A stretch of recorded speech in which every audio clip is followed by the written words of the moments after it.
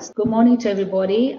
Before we start, I would like to welcome you and inform you that we're going to be recording the whole session, and it's going to be available later on in our social media. Welcome, whoever is here, whoever is away from here and is listening to us. I would like to welcome you to our seminar, which is organized by the two programs that we have here at the Open University of Cyprus, from the Continuing Education and Lifelong Learning and the International Master of Adult Education for Social Change. Please note that whoever is not here with us, it should attend at least 75% of the whole time of the seminar, which is until 1:30. We will notify from our computer department if you have attended, and we'll email you the participation certificate. Thank you. Now we'll proceed with our program. I would like to thank you again, and I would like to ask Professor Maria if she would like to join us here for her welcome speech. Thank you. Good morning. Good morning all.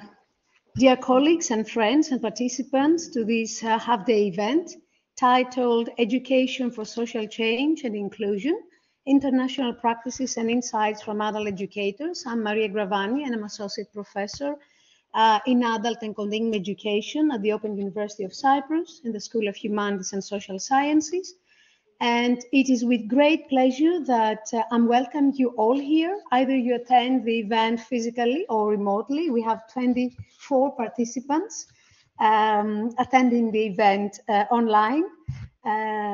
Thank you very much for joining us today and Monday, the beginning of the week, for this half-day event funded by the Open University of Cyprus, and in particular funded by the budget coming from the OUC's participation to a consortium of 5 universities offering a prestigious master's course, the International Masters in Adult Education for Social Change, funded by the Erasmus Mundus European program, for which there will be a special mention later on by the project leader, Professor Bonnie Slade.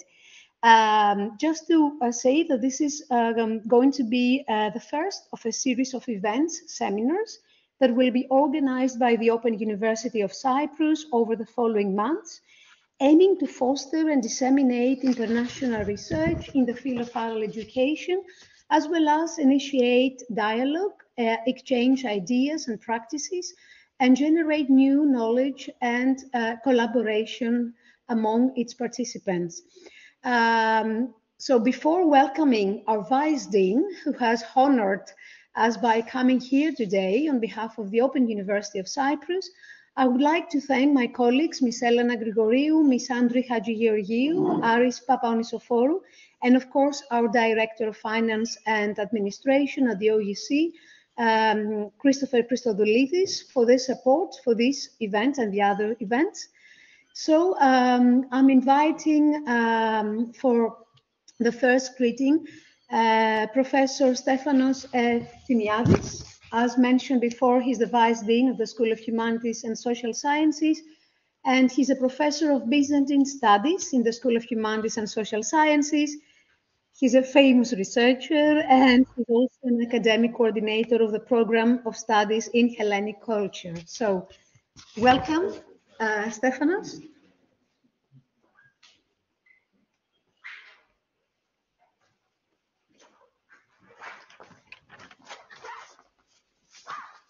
Can be seen, okay. So, thank you, Maria. Dear colleagues, dear students, ladies and gentlemen, good morning, everyone. As Maria said, my name is Stefanos Thimiadis. I'm a Byzantinist, and I'm the Vice Dean of the School or the Faculty of Humanities and the Social Sciences. It is my pleasure to welcome you to Cyprus and to the hybrid seminar on education for social change and inclusion, international practices and insights from adult educators.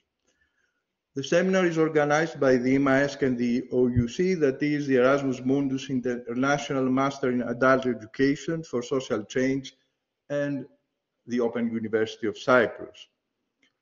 Last year, our university celebrated the first 20 years of its existence. It is still the only academic institution on this island that exclusively applies and promotes distance learning. For all these years, it has dually been oriented towards both the domestic and international educational communities, and the academic programs offered by OUC are international, well-planned, and career-oriented to correspond to the educational needs and priorities of both a Greek-speaking student community and a wider, globally spread audience. We thankfully acknowledge the significance of IMAESC in this respect, and we are very pleased to collaborate with it and support all its activities. OUC envisions its role as an inspiring educational institution. This is one of the central missions of any of our three faculties, and especially our faculty, the Faculty of Humanities and Social Sciences. Our school offers both master's and PhD programs, as well as one undergraduate program. I can name them now. We have master programs in theater studies, cultural policy and development, Greek linguistics and literature, political history, theory and practice, media in contemporary school, continuing education and lifelong learning, and of course, adult education for social change. I should also add my own program of studies, the undergraduate program in Hellenic Studies. Well, adult education as a study and research field in our institution identifies with the person of my colleague Maria Gravani, associate professor. Actually, Maria holds the one and only chair in adult education in higher education in Cyprus.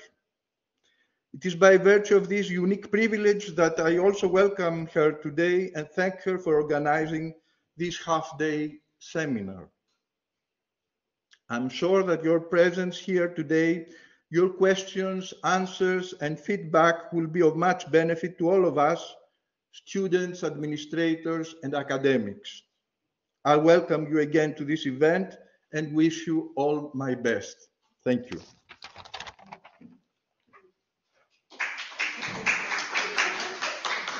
Thank you very much, Professor Efthymiadis, for taking the time to be here with us. And we will start with our next guest, is Professor Bonnie Slade. Bonnie Slade is Professor of Adult Education for Social Change at the University of Glasgow, and she's Director of Learning and Teaching for the School of Education there. She's the project leader for the Erasmus Mundus funded International Masters in Adult Education for Social Change. We have the great pleasure of having her here with us. Bonnie, welcome.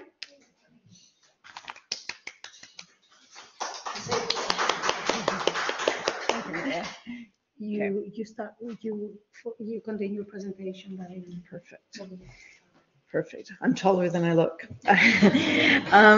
Welcome. Thank you. It's great to be here today to talk to you about, just briefly about the International Masters Program. It's a very unusual program because although it's an Erasmus Mundus Joint Master's degree, every Erasmus Mundus Joint Master's degree is unique because of the consortium makeup each university has there. We've been working since 2014, so almost 10 years together. With Maria was involved in the beginning. We have 5 partners who are degree awarding in Glasgow, and then University of Maynooth in Ireland, the Open University, of course, Tallinn University in Estonia, it's like the consortium of almost bad weather places, because they don't get to come to Cyprus, but they get to go to all these other places that rain all the time and are cold. So it's not for the faint of heart. But yeah, and so we're the 5 universities. We've got 2 pathways. We initially, this program is very challenging administratively, and for those of you who are interested in program design, it certainly has had its challenges.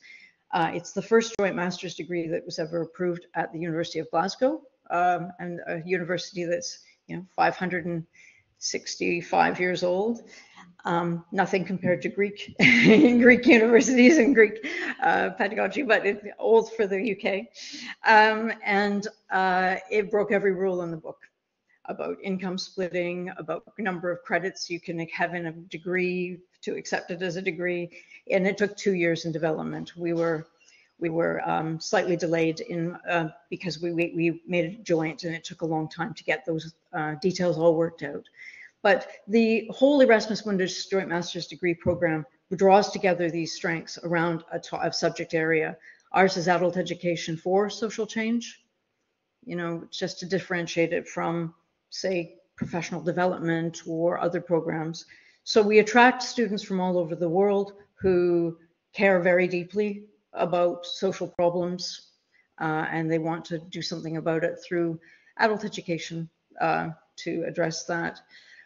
So as I'll show, we have this 2-year program, and the students are very lucky to be able to move through all of our institutions and draw on our strengths.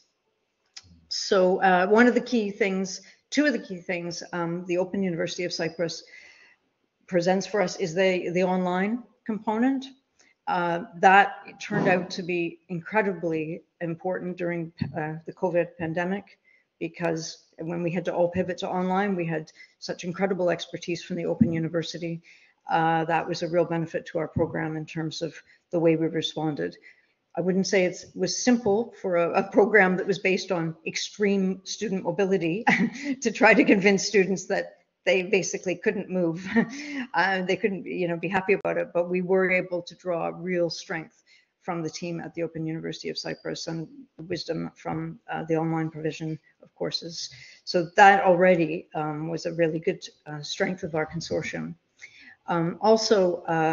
We also have teaching placements in each semester. So they come to Glasgow, they do a placement in the community. They do that in Ireland or Malta or Tallinn as well. So that's a real strength as well. So just to give you a picture says 1,000 words. This picture shows about the work of about 1 million hours. This is our program structure. The blue is the University of Glasgow courses. The OUC is in gray. So I can't really point at it, but you see in semester 1, the students take 3 courses from the University of Glasgow, 1 course in green, the University of Tallinn, and an online course from the Open University of Cyprus. So in the first semester of this joint degree, they take courses from 3 of the partners. This was thought of as a big strength of the program from our funder, that we made it so joint. We have Professor Larissa Yogi. She comes from Tallinn to teach that course in person, looking at teaching adults and then there's teaching adults online. So they get into this, 10 ECTS course each semester with the Open University. Raquel will talk about her experiences with things as a student later, but just keep this in mind when Raquel speaks, because there is a lot the students have to get used to, 4 different email addresses, for example. We say to the students, welcome to the program. You're simultaneously a full-time student in 4 European I wish Glasgow was European still, but 4 universities, and that's a lot because they have access to all the services and access to everything, but then they have the responsibilities of all that as well, and it's difficult to manage. But in the second semester, yes, where they go to Malta or Maynooth, Malta's in orange, Maynooth is in that yellow, the darker yellow color. They basically take courses there and they reside in those places, and they take the online course from the OUC in research methods training. Then there's a summer school in Malaysia if they want to go to that, optional. Sometimes that's very difficult in terms of money and stuff, but we have they focus on peace studies and sustainability studies. And, you know, there was the new rankings around the SDGs, the Sustainable Development Goals, and the University Sans Malaysia, our partner, came in number 4 in the world. So that was they're very leaders in that field. Good opportunity for the students. And then in the 3rd semester, they go to Tallinn all together. So they've split in the 2nd semester, but they come back together. And the University of Glasgow in blue delivers a course, and the Open University delivers a course again. So you can see the point is not to focus much on the details, just to give you a flavor of how complicated it is, and you know how long this took for us to figure this out. You can see each semester delivers 30 ECTS, and then in the 4th semester they have the whole semester to do their independent research, which is they prepare for through the research methods course from the Open University of Cyprus, and various other things that we do to support them along the way. So, you know, there's a great opportunity for people to do really groundbreaking research because they have the time. A 1-year master's simply doesn't give people the time to do that. And not all our students are scholarship students. There are some fee-paying students as well. So they're just have to have different rules. Finally, I just say that we have 117 graduates of the program. And we've reapplied for funding from the European Commission this year. We should hear in August, but we've applied for another 5.9 million euros for funding for the program. So we're very hopeful about that. We've put a lot of work into, again, listening to student feedback, thinking about the mobilities, thinking about the people's experiences, and putting them together into an improved program. And and we're just getting more and more that we can draw on in terms of our graduates. From over 60 countries. I don't know the precise number now, but you know, we've got a very vast international network that we can draw on for all sorts of collaborations in the future. So when we have to fill in the reports for the European Commission to say what the impact of the program is, I'm always wanting to say, I don't know, I need more time to tell you, because I think the potential of the program is great, building this cadre of people who are interested in this really important area. So you can follow just look for more information there. This is a photograph of each of the 4 mobilities there, but yeah, and it's just been so interesting. You know, in Scotland they have a phrase, every day is a school day, and in this program, certainly, even after 7 years, we have new things that come up. And constantly amazing. So it keeps us on our toes, but when we work very hard to deliver an excellent student experience. So Raquel will tell us about that from her perspective there. So that's also, I'll end there, but thank you very much for being here today and being online today. And, you know, look forward to talking. Any questions, we can talk about that later. Okay, thank you.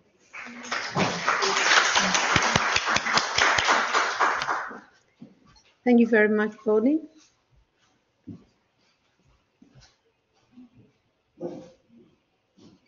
I will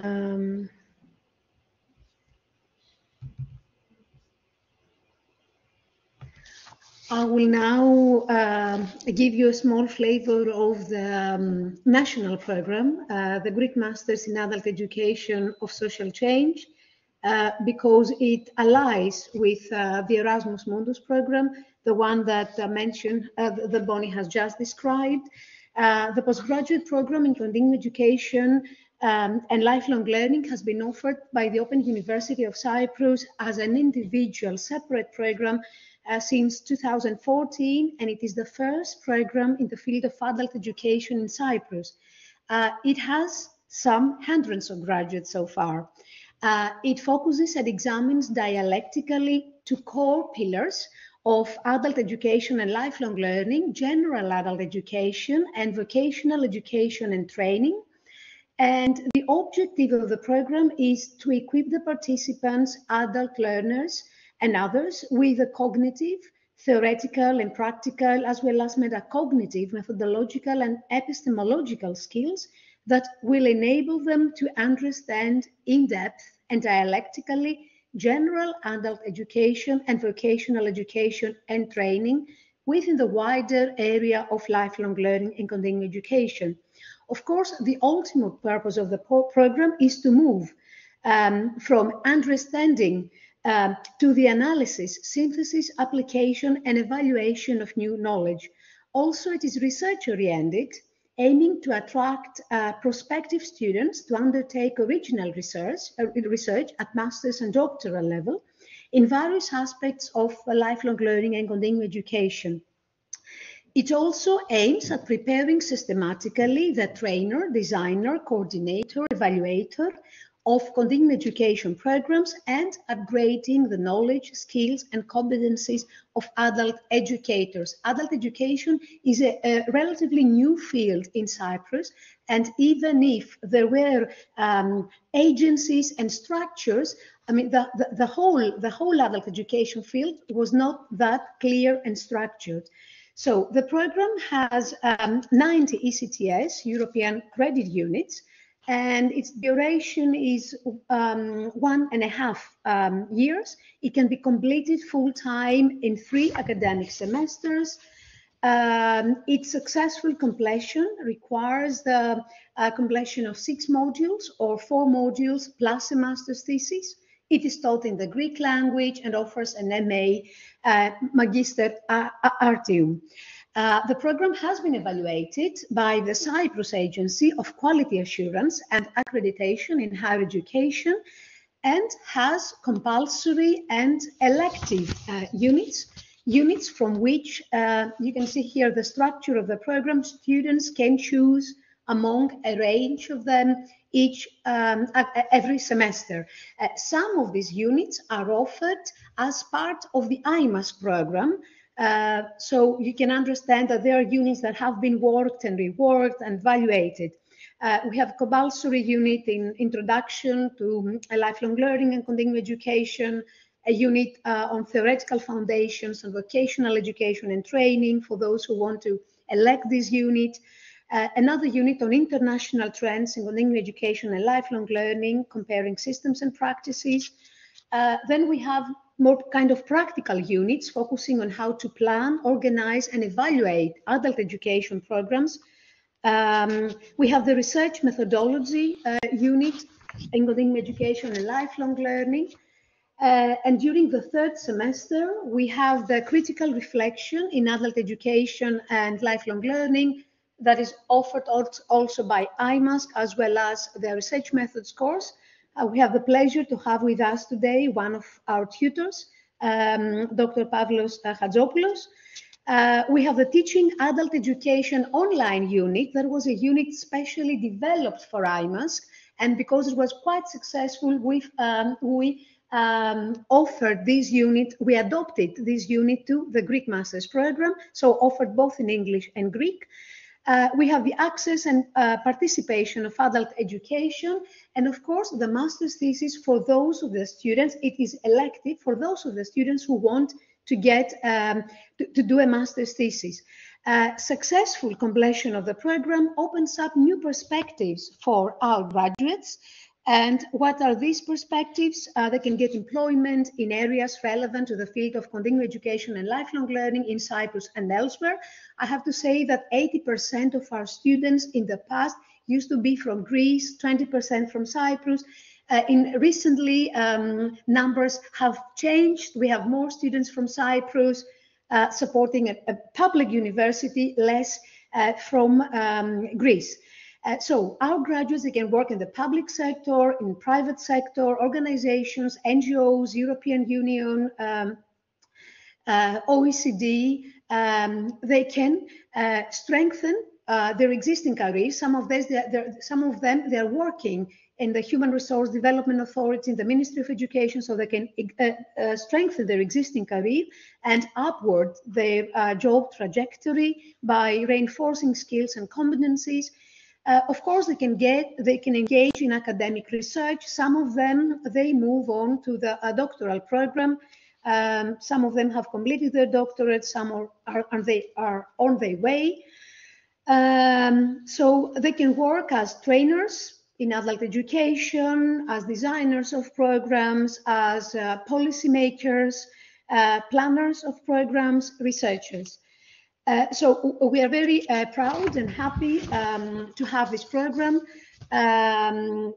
Later on, I'm aware that a private university has developed also another program. It's good that we have programs in adult education in Cyprus.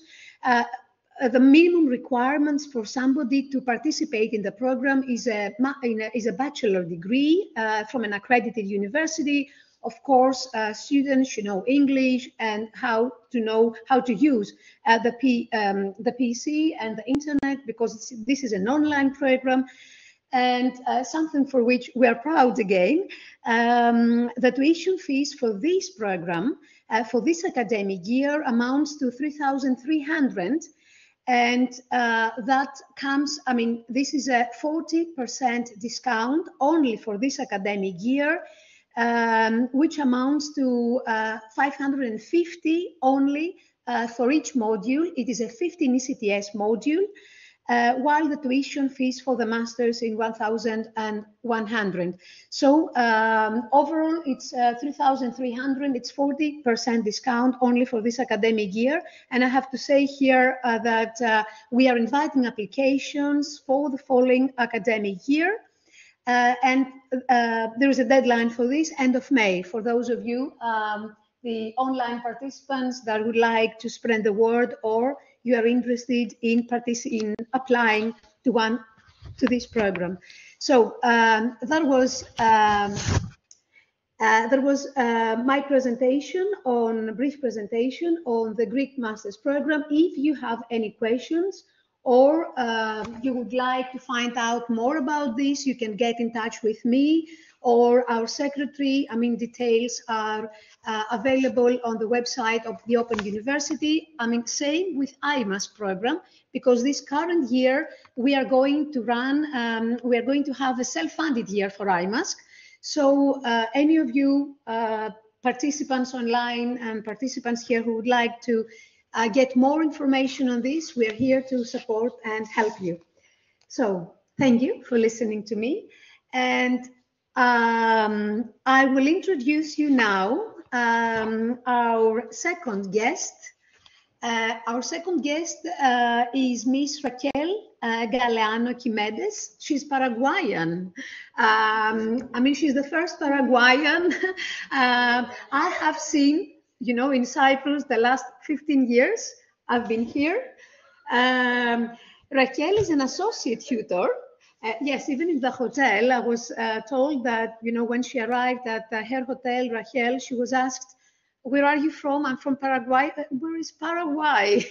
It seems that, you know, it's not that popular place for somebody who lives in Cyprus. So Raquel is an associate tutor at the Open University in the school at the University of Glasgow, the School of Education. She was a student in 2019-2021 cohort of our international masters in adult education for social change. She has over 2 decades of experience teaching English and Spanish and teacher training in various countries. I've heard some very interesting stories about Raquel living in Siberia for many years and teaching Russians English. Yeah. So also she has taught in Spain Spanish students. She has been involved in teacher training in various countries, and she's interested in youth and adult education and community development. As an active volunteer in the Erasmus Mundus Student and Alumni Association, EMA, since 2020, Raquel has worked as program representative for IMAESC to support and improve the student experience in IMAESC and other Erasmus Mundus programs. She's also part of 2 EMA projects, one aiming to provide mental health and support for Erasmus Mundus students. How important and interesting this is, because it is a hard and difficult program for students to follow. And second, the second program is called EMA for Equity, and would inform the European Commission of students' experiences during their studies. So, welcome at the Open University of Cyprus, Raquel. It's a great pleasure to have you here. So, it's over to you. There is no presentation. Yes. Yes, yes, yes. Yes, I can. Maybe.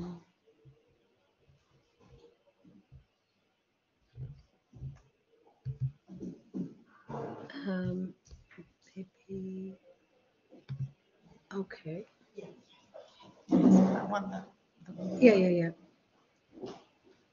Sure, now I'm gonna do it now.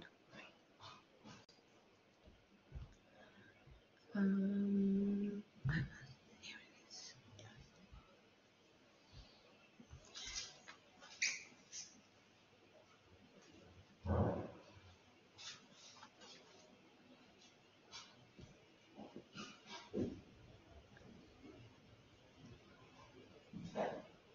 Just a minute, just to upload the presentation.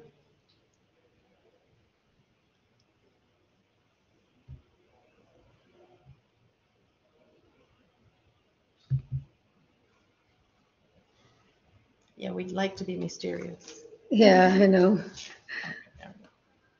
But here we are. Yeah.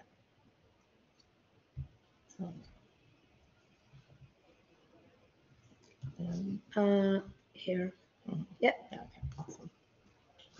Thank you, Maria, and thank you everyone for welcoming us today here.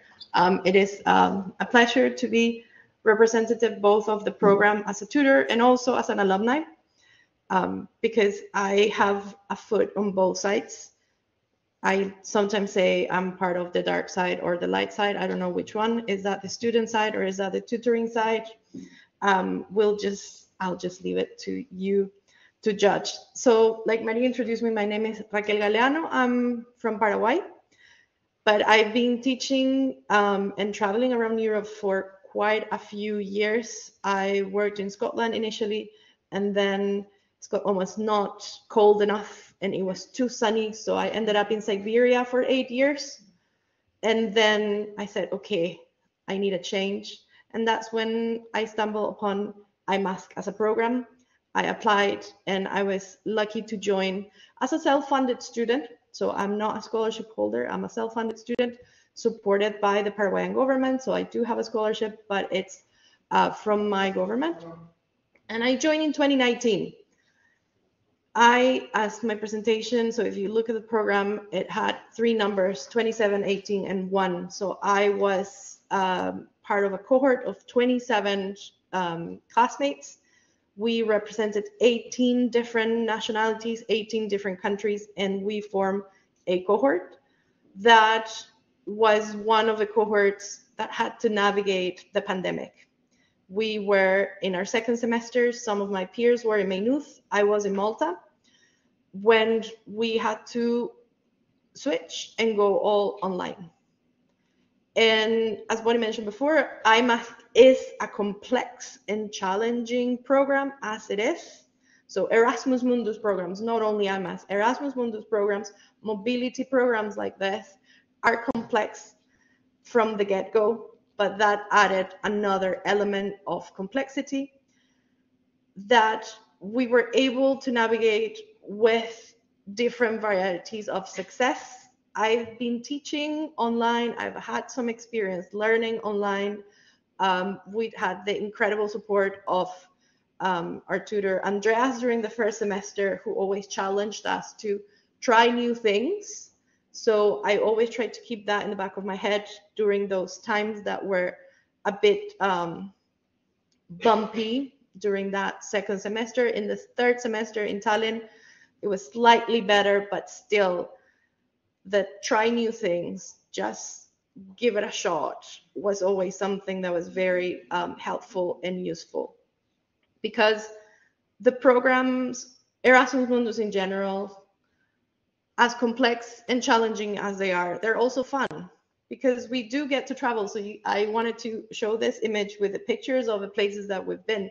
So for some of us, these are new places. We haven't been, we are exploring, we are learning both inside the classroom and outside. We're learning all the time in our interactions with my peers. Like I said, 27 people from 18 different countries. We all have our own stories. We all have our own learning experiences that we got to share with each other and that we got to learn from placements, so from different interactions. So the learning experience of an adult happen all the time. We are learning how to navigate migration systems. We are learning to navigate 4 different emails, expectations from a variety of tutors that have different teaching styles, different assessment styles. We need to, like Maria said, face migrations or face accommodation issues where people say, where are you from? Where is that? What do you mean? So we get to teach and we get to learn, because just like I get asked, where is Paraguay? I also get to ask, okay, Cyprus, I thought it was more towards Malta, but you're way east. So I'm learning, we're learning all the time.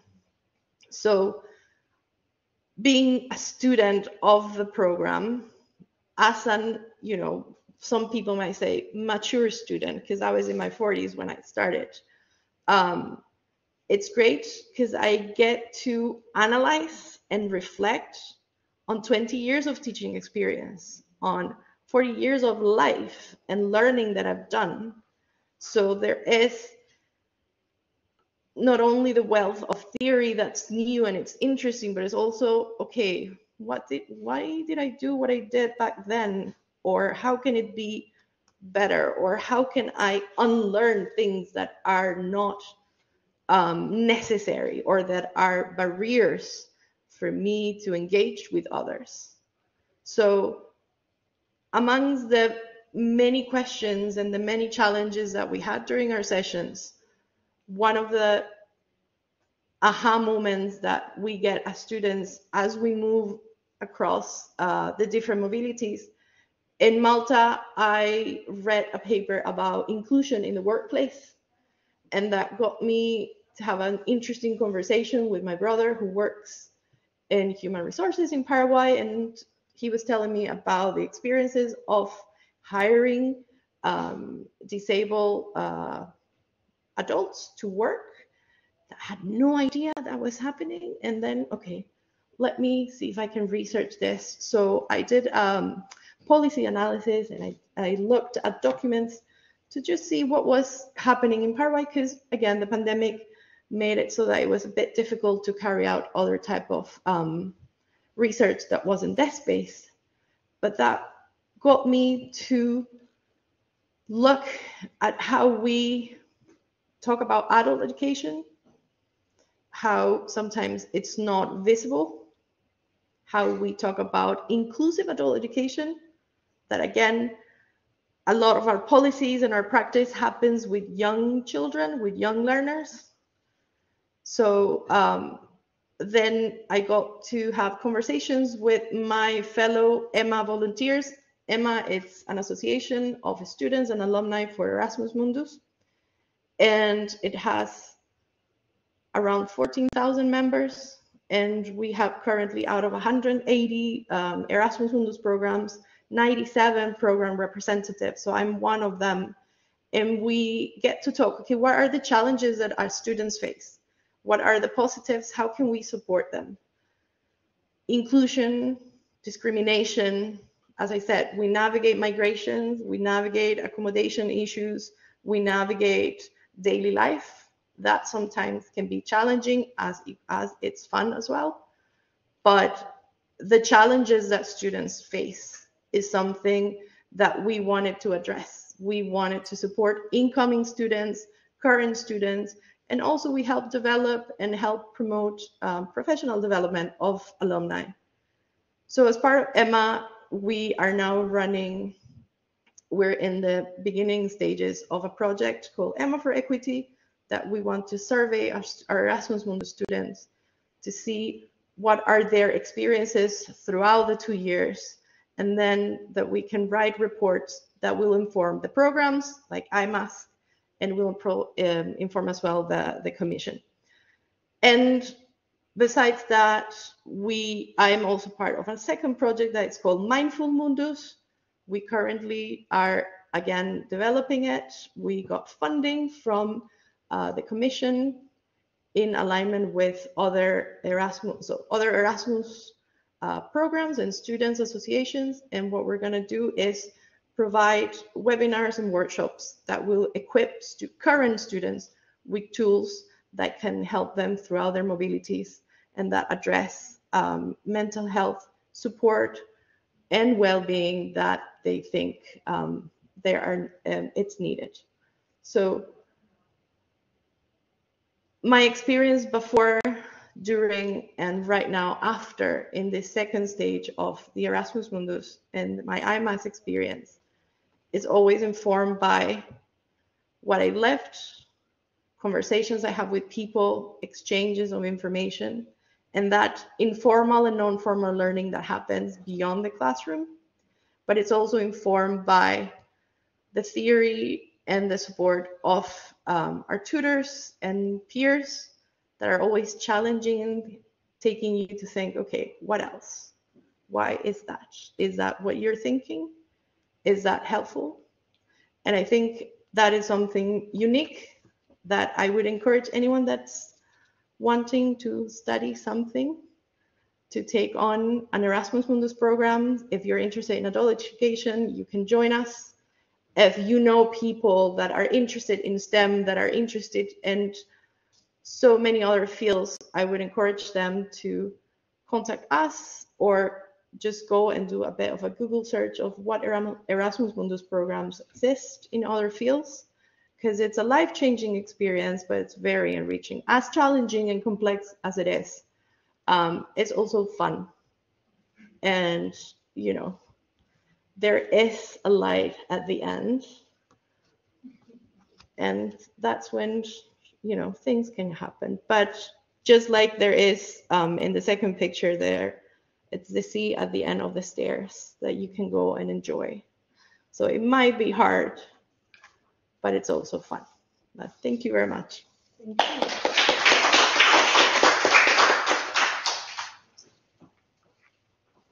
So thank you very much, Raquel.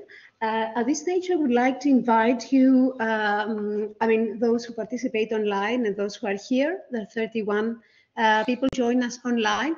If you have any questions on this part of the today's let's say presentations, so we can respond to some questions. If you, for those of you who are at home, you can either talk on or write in the chat, in the bubble down in the chat. You can write your question, and then after we respond to questions, if there are questions for the presenters, then we can have a short coffee break, and then we come back with our main guest, our keynote speaker today, Professor Jenny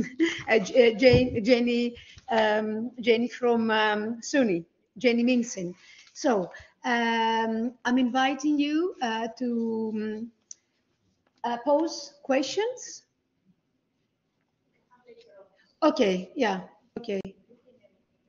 15 minutes break. Okay, so we will be back at 5 minutes after 10, right?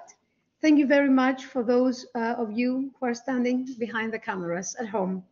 Thanks. In 15 minutes, yes.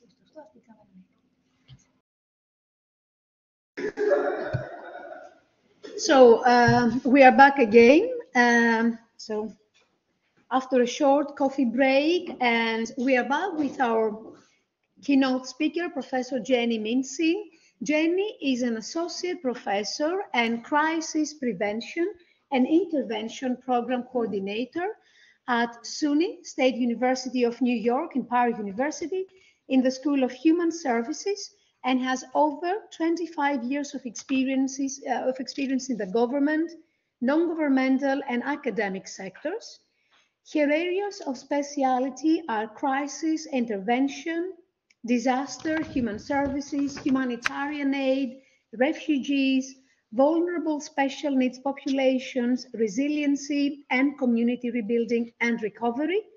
Prior to teaching at Empire, Jenny taught as adjunct professor at Handler College Human Rights Program, at Silberman School of Social Work and Fordham University School of Social Service Center for Nonprofit Leaders. She continues to work in the field of supporting nonprofits, governments, and refugee settlement with church, world service, and others. She is the recipient of the STANI, prestigious Empire University Altus Prize for exemplary community service and scholars across the college. In addition to her academic experience, Jenny worked in the field for agencies such as for the International Rescue Committee, Federal Emergency Management Agency, and City of New York. At the International Rescue Committee, she was Deputy Director in the Women's Protection and Empowerment Technical Unit and Regional Director for Settlement and Integration. As Deputy Director, she oversaw the emergency response team, operations, and research. As Regional Director, Jenny managed 10 offices with over 250 staff and was responsible for delivery of services to refugees for all programs areas, including case management, employment services, social adjustment, and health and wellness. Prior to IRC, stands for International Rescue Committee, she worked with FEMA, Department of Homeland Security, and international state and local governments, including as Director of Human Services at Nassau County Office for Emergency Management and Manager for City of New York. Jenny has worked on several local disasters and crises, as well as federally declared disasters such as September 11, Response and Crisis Counseling Program, 2003 blackout and hurricanes, Katrina and Rita. She got her start in human services as an HIV community liaison worker, working with postpartum women and their children in New York City. She received her PhD and MPhil in social welfare policy from the Graduate Center, Silberman School of Social Work, CUNY, City University of New York. She's a New Yorker, Jenny. She received her MPA from Columbia University, School of International and Public Affairs, and BA from Barnard College, Columbia University in Religion and Environmental Science. In addition, she's a certified in crisis intervention counseling, psychological first aid, and skills for psychological recovery. Jenny has 2 kids, 2 rescue dogs, and her hobby is making handmade soaps, scrubs, and lotions. So, quite interesting profile, and welcome Jenny, to the Open University of Cyprus. It's a great pleasure to have her here. Yeah, I have to say that I met Jenny through Professor Alan Mandel and Professor Beg Menke. They've been our contact points at SUNY. SUNY is an key associate partner in our IMAESC program. And Alan, especially Alan, for me, had been particularly supportive and has acted as mentor, for a couple of years. So Alan introduced us to Jenny, and Jenny is here today, and you're more than thank you. Welcome. Thank you so much. Thank you so much, Maria and Bonnie and everybody for having me, and all of you for coming. And yes, Alan Mandel and Meg were my mentors when I started at SUNY, and are still to this day, and just outstanding, and have really tried hard to build the partnership here. So thank you so very much. It's a real honor to be here. Some of what I'm going to talk about today is linked to what you've already heard, and then other aspects are going to focus on kind of a macro picture of working with refugees and immigrants and migrant populations. And some of it is, there'll be sort of like 2 hats, one really looking at the needs of this specific and vulnerable population, but then also looking at it from the educator's standpoint. on what we can do, and the kinds of programs and initiatives and supports really help to make it very successful for everybody involved. One thing that we wanted to open up, and I know for folks who are online, I'd like this to be more of a dialogue. So as I'm going along, ask questions before I move on to a new slide. If you have access to the chat, we all can see it. And so I'll keep an eye out for any questions that pop up, and other folks in the room as well. So as I'm going along, definitely ask questions. I think it'll just make it a little more robust and interactive seminar. So I think that in general, we have a sense of some of the broader legal frameworks around refugees and immigrants, and we know that we have these international legal definitions as a starting point, because I think sometimes a lot of the terminology can get a little bit confused. I always like to kind of go back to the legal framework and just sort of like remind ourselves of how we contextualize specific populations. So the Universal Declaration of Human Rights of 1948, it really had origins in the aftermath of the world wars. And it was the actual establishment of refugees and then the asylee program. So on the one hand, it was a really pivotal international piece of legislation, and it laid the foundation for us in terms of understanding basic human rights. On the other side, it is something that is in need of being updated and really looked at in today's world, in today's context. That does happen through state governments and amendments, but I think in terms of really looking at the needs and migration flows, especially in light of not just conflict, but also now climate change, it is something that within the community we're really trying to look at and update and review. So it guarantees the right to seek and be granted asylum in a foreign territory in accordance with the legislation of state and international conventions. So as Cypriots and folks from all over the world, you're probably aware within each country, they actually get to define asylum and immigration and other types of migrant flows. So while there is this one universal broad definition, it definitely is something that gets interpreted and implemented at the state level, not necessarily internationally. So that's why also you have different countries with policies that are varied across the board. Unfortunately, in all the years that I've been doing this, it seems like every year the number goes up. So we're right now over 100 million displaced persons. And that's actually the largest number since World War II.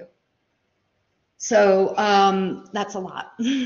And issues around capacity and safety, capacity for receiving countries is a big concern, as well as safety of human beings that are being forced to move. So the legal definition of a refugee is an individual who is outside his or her country of nationality or habitual residence. I often will use the term country of origin, and who is unable or unwilling to return due to well-founded fear of persecution. The well-founded fear of persecution also in recent years, this is good news, on the advocacy front has expanded. It's initially focused primarily on refugees and fear of political persecution, religious persecution, et cetera. But now it also includes LGBTQ+ populations, recognition of women and girls, people with disabilities, et cetera. So that's on the promising side in terms of advocacy, kind of really expanding our sense and definition of that. So the big difference between an asylee and a refugee is an asylee often has to make that journey out of their country of origin, which means they have to have the means or some kind of access or escape route. And when they're outside of their country, then they can actually claim asylum. They're pretty vulnerable depending on where they claim asylum. Cyprus is not the only country, the United States, Australia, UK, there are very high numbers of disapproval of applications, so decline in an application upwards of like 90 to 95%. So claiming asylum, you're particularly vulnerable. And depending on the country where you're claiming asylum, you may or may not have access to services. So it's a very vulnerable situation. Most people who are claiming asylum are running for fear of their life. So the idea of being deported and sent back home is terrifying, right? Internally displaced persons are people who are displaced from their home community, but are still within the boundaries of their country of origin.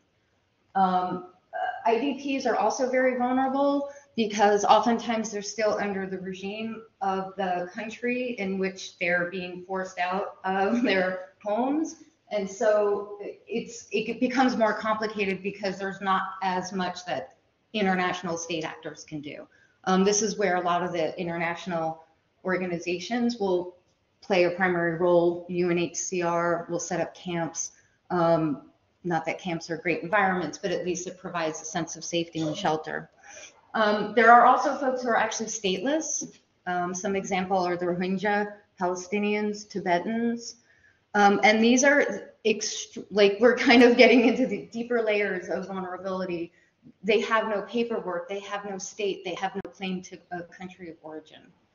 And they're extremely, extremely vulnerable. Questions? We'll pause for a minute. I can talk forever, but it's better when you guys talk back to me. Fine. When you say asylee, Yes. what term, where's that?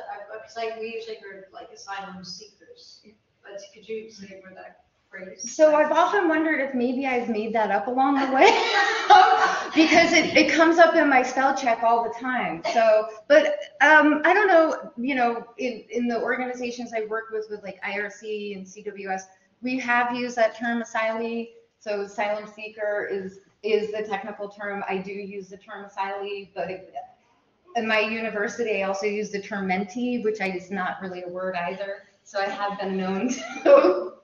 So yeah, that's a great question. It is, the real term is asylum seeker. So I should probably have a little Jenny flair in there. So also, and again, you know, well, I'll get to that in a second. I want to contextualize these terms as well. Human trafficking is a huge global problem, and it's one that is literally a drop in the bucket in terms of having the ability to break the rings of trafficking and actually be able to rescue and help and kind of reintegrate victims of trafficking into society. Victims of trafficking include labor as well as sex trafficking, so farm workers and children as well. At times, you can even have legal migrant working systems where people fall into illegal trafficking as well. So they fall under the radar because there's a sort of layer of legality for the employer, but underneath that, they're sort of exploiting it. It's a huge problem because the enforcement level is very challenging internationally, and then at the state level, it's also very challenging. When I was initially doing some work with some of our programs at IRC in the United States, it was really hard for communities to wrap their head around that people were literally being trafficked in their own communities. And it wasn't just international. There were international folks coming in through ports, airports, and other border crossings, but also they were domestic. So they were being moved through state lines. So teen runaways coming into a city in Milwaukee and gets trafficked, and then they, you know, traffickers will often move people around really quickly because then it's harder to locate them and et cetera, and control the situation. So it happens domestically, and unfortunately it happens everywhere. So it's a sad reality, but it's something to just be aware of. And then we have immigrants. Generally speaking, we have two categories of documented and undocumented, and even temporary migrant workers. So lowered hand. Greta, did you have a question before I move on? Oh, let me go to the chat box. Yes, they can open up if there's a question. Is there any question? Yes. Read it. Yeah, no, there are no questions. No questions. Okay, no okay, questions, sure. yes. 36 participants we have. Great. And if they have questions, they can open up their microphone. Yeah, And please. just address the question, yeah? Interrupt me, please. Yes. Just open the microphone, post, raise your hand, please.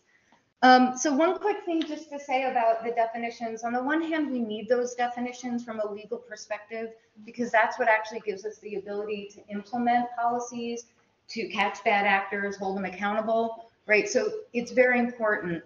But I think the flip side to it is we want to really make sure that we're seeing each and every one of us as human beings who are all trying to do the best that we can in whatever circumstance we've been given, right? And so many people move across borders for lots of different reasons. And there are actors that will use that to exploit that situation. And it's not just about exploitation of labor, for example, but it's also even about political exploitation. So I just would urge, all of us to keep remembering that in these labels, while certainly very useful, we have to remember that these are our students, these are our neighbors, these are probably us, and our family members as well. Yes, please. Can I ask something, Jenny? I mean, definitions sometimes can be problematic because in different contexts, different definitions are adopted.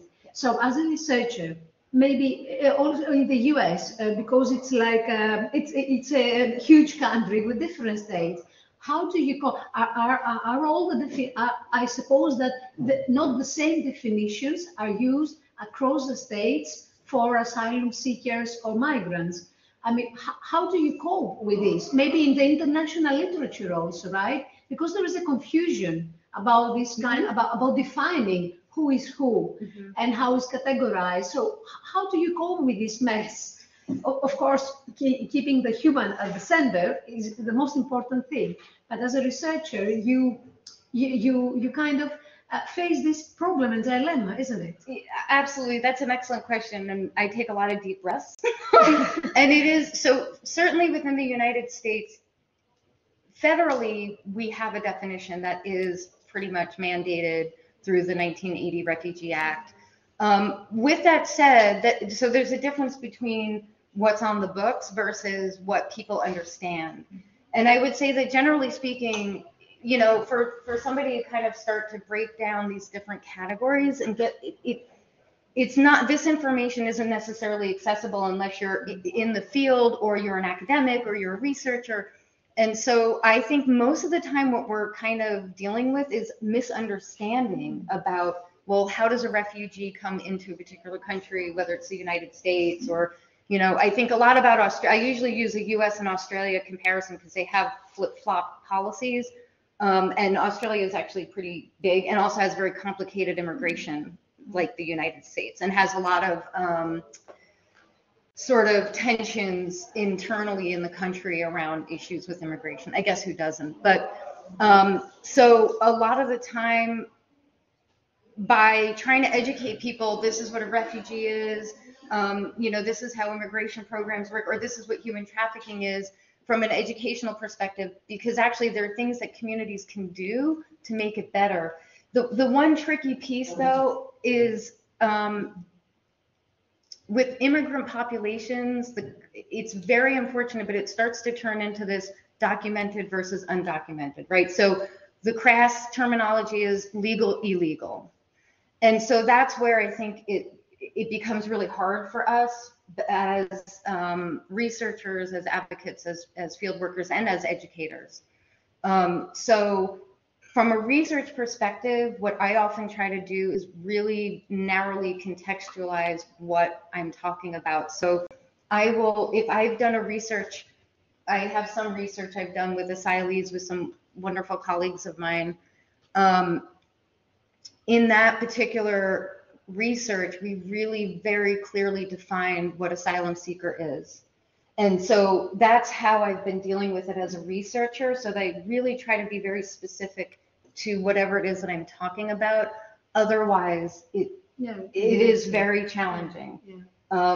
And yeah, so was a wonderful documentary done called Human Flow by Weiwei, W-E-I. He goes in and out of prison in Beijing. He's a human rights activist and an artist and a filmmaker. If you have an opportunity, I have my students actually watch that in my refugee and displaced populations course. The filming of it is extraordinary, but it really brings up this question of human flow, of us, right? And you start off understanding the definitions, but by the end of it, you start to see that we're all kind of humans flowing in one way or another. That's probably a little more of a philosophical and artistic framework for that, but yeah, it can be really challenging, Maria.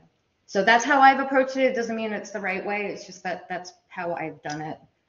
It's helpful to know. Yeah, I'm sure there's people. Yeah, and I know there are people who disagree with me too, and people in my profession that disagree with me, and that's fine. But that's kind of how I've been managing it. Thank you. Okay, so in essence, the legal frameworks are also very individualized within countries. The other piece to this, as looking at it from the higher education hat, each institution, right, each university is going to have its own policy, its resources or lack of resources. So, we have this sort of like macro perspective on it, but then when the real work gets done, that's usually going to be done at the local institutions, local communities, local organizations, and each in those ways are dictated by state and local mandates, right, and legislation or approaches, but then also within the institutions themselves. So each one of us basically has to find our own way with that piece, because those are important influencing factors, which we'll talk a bit about. And the advocacy is really, really important. What some of the larger frameworks allow us to do is use it for advocacy, to say, hey, institution, you're not really, following the law and the spirit of, meeting basic human rights, right? So it gives us an opportunity to at least provide some sort of a legal framework when we're advocating. We do need more protections, especially around basic needs being met. We need a lot more access to support services for the refugee, asylee, and immigrant populations, for the community itself, but also for the communities in which they're being welcomed into.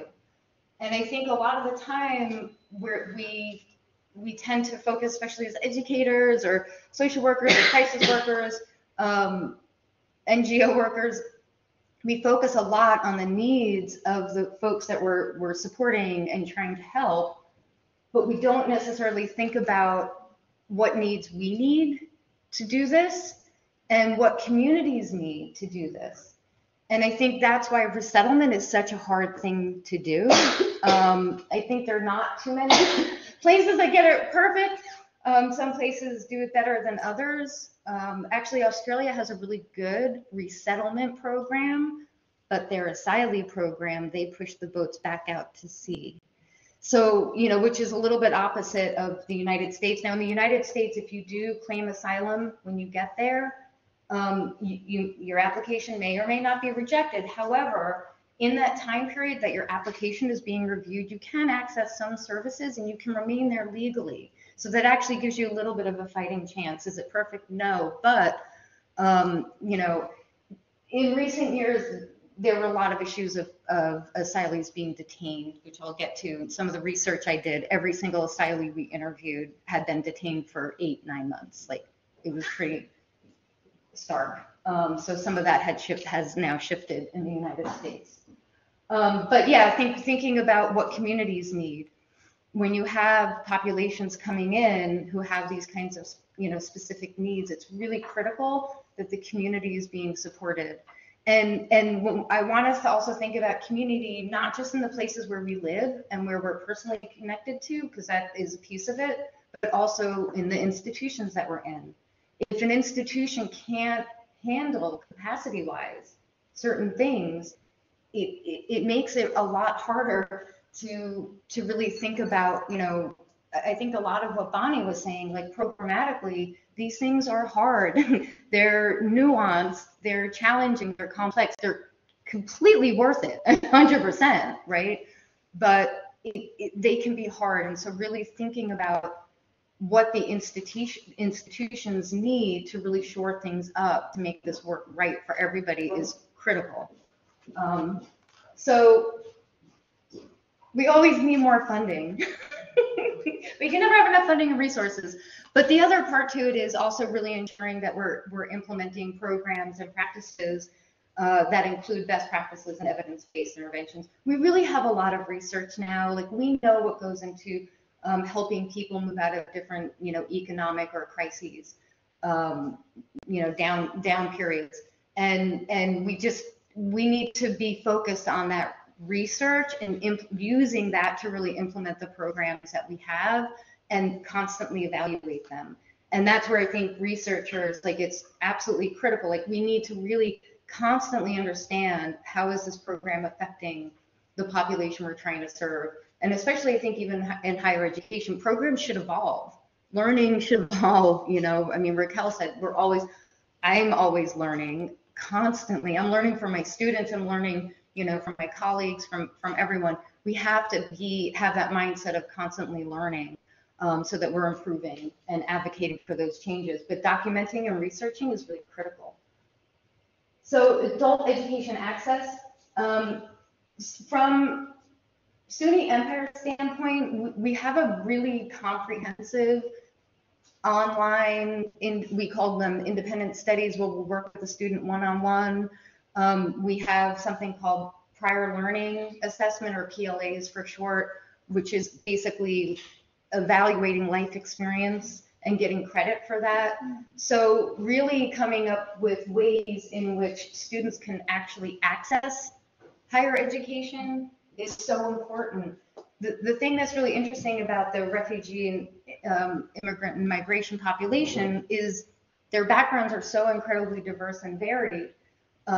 Some are doctors coming out of Iraq, right?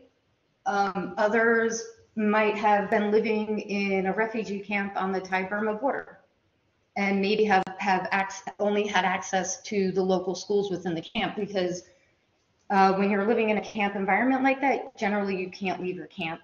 So you're there. Children who are raised in camps, that's where they live, eat, sleep, do everything, and go to school.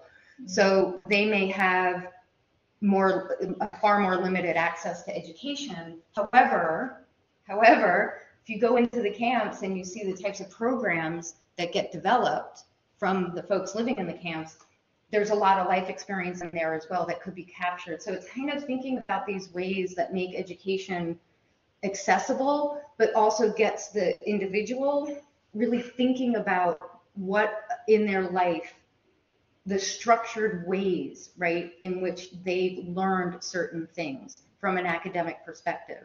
And those types of learning models not only help students to access education and improve their lives greatly, because it can mean employment, it could mean better integration, we'll get to some of that later, but it also allows them to really develop a sense of self-worth. And when we're working with vulnerable populations, that sense of self-agency is really critical. Questions? Let's pause for a minute, drink some water. Keep going. Bonnie's like, keep going. Okay. Okay.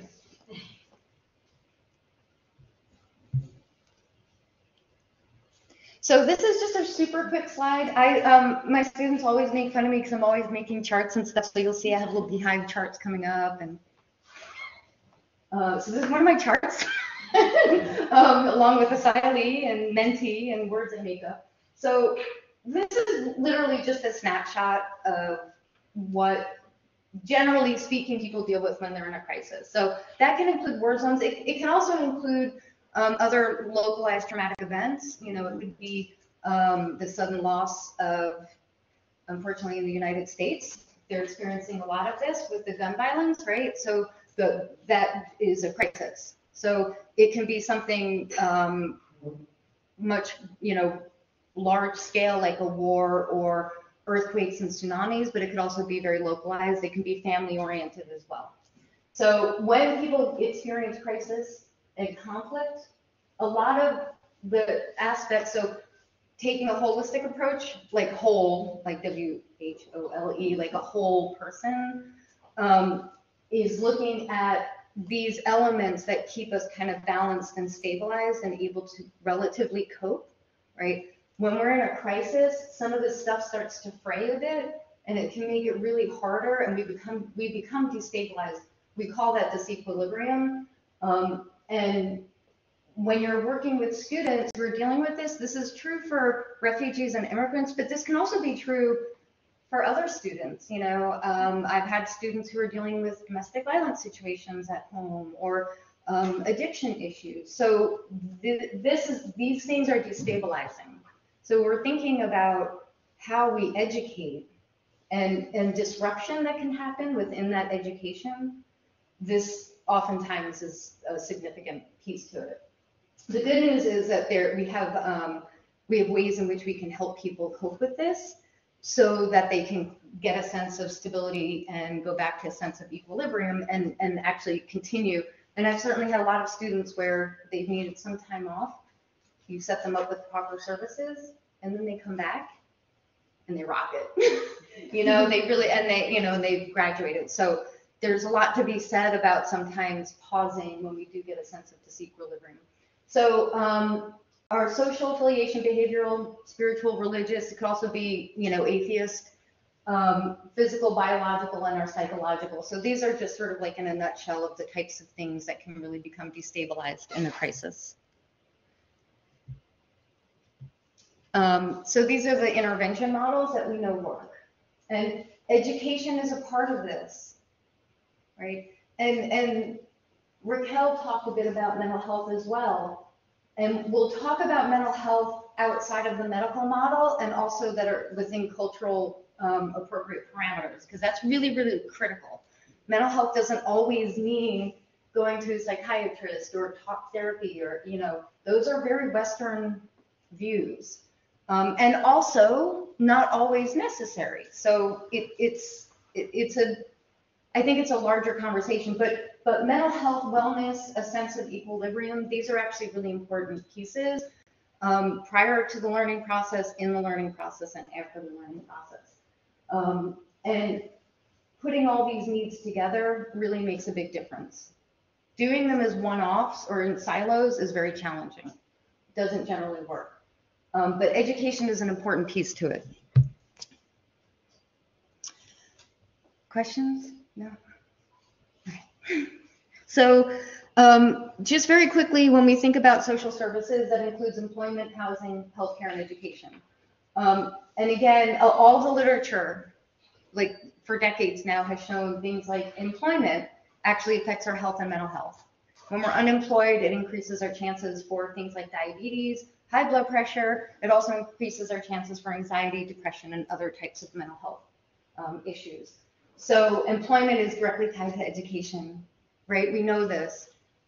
People who get an advanced degree are going to earn more. They're going to get hired at higher rates.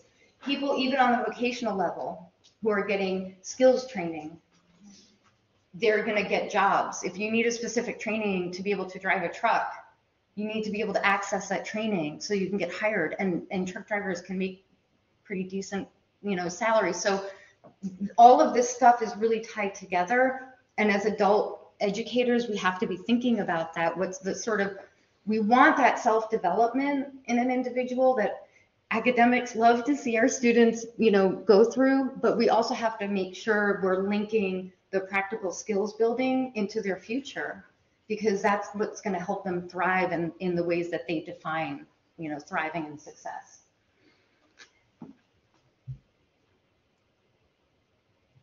So employment, we generally, when we're looking at refugee and immigrant populations, usually I'll look at it in two different ways. You have the immediate employment, especially for refugees and asylees, or even economic immigrants who are coming into a country.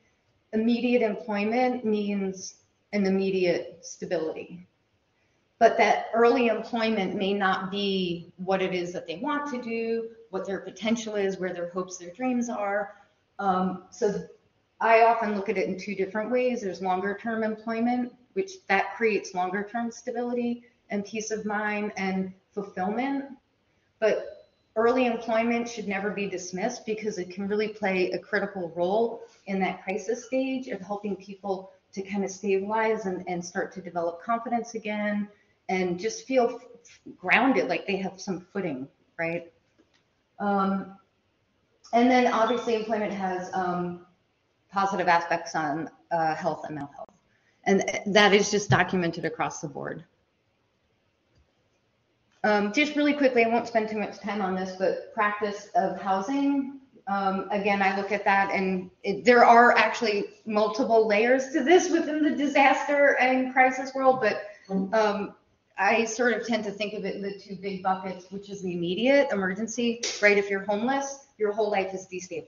There's no security, there's no going to school, you can't even apply for a job, right? So these are basic human needs.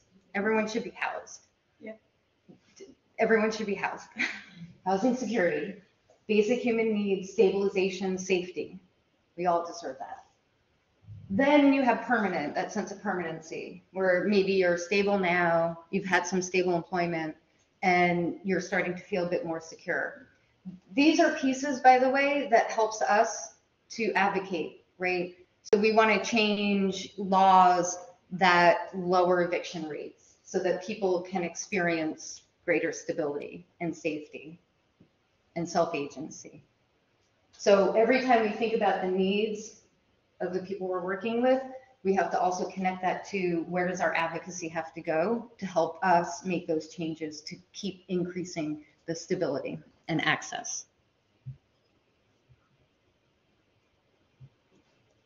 I've done a lot of research in the health and mental health areas.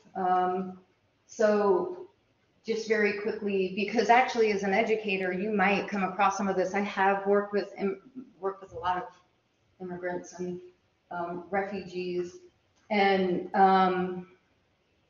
their experiences of things like gender-based violence, people with disabilities living in camp environments. There's a lot of trauma there as well. Oftentimes they're ignored, and also have health issues.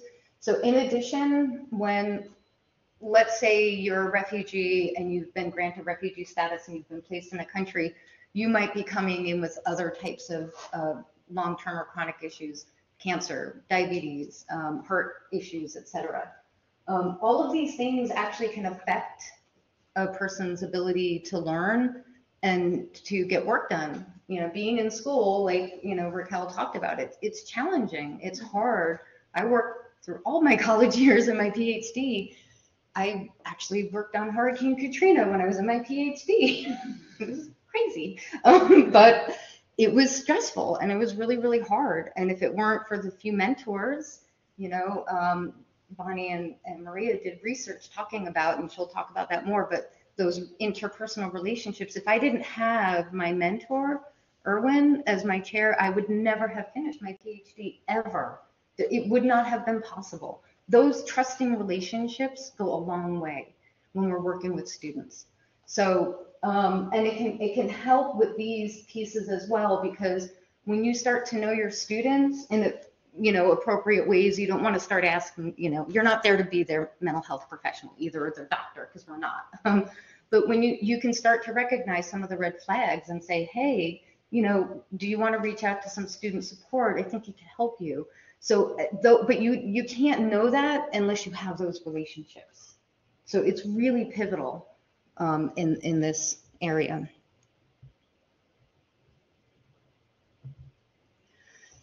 So then on the mental health side,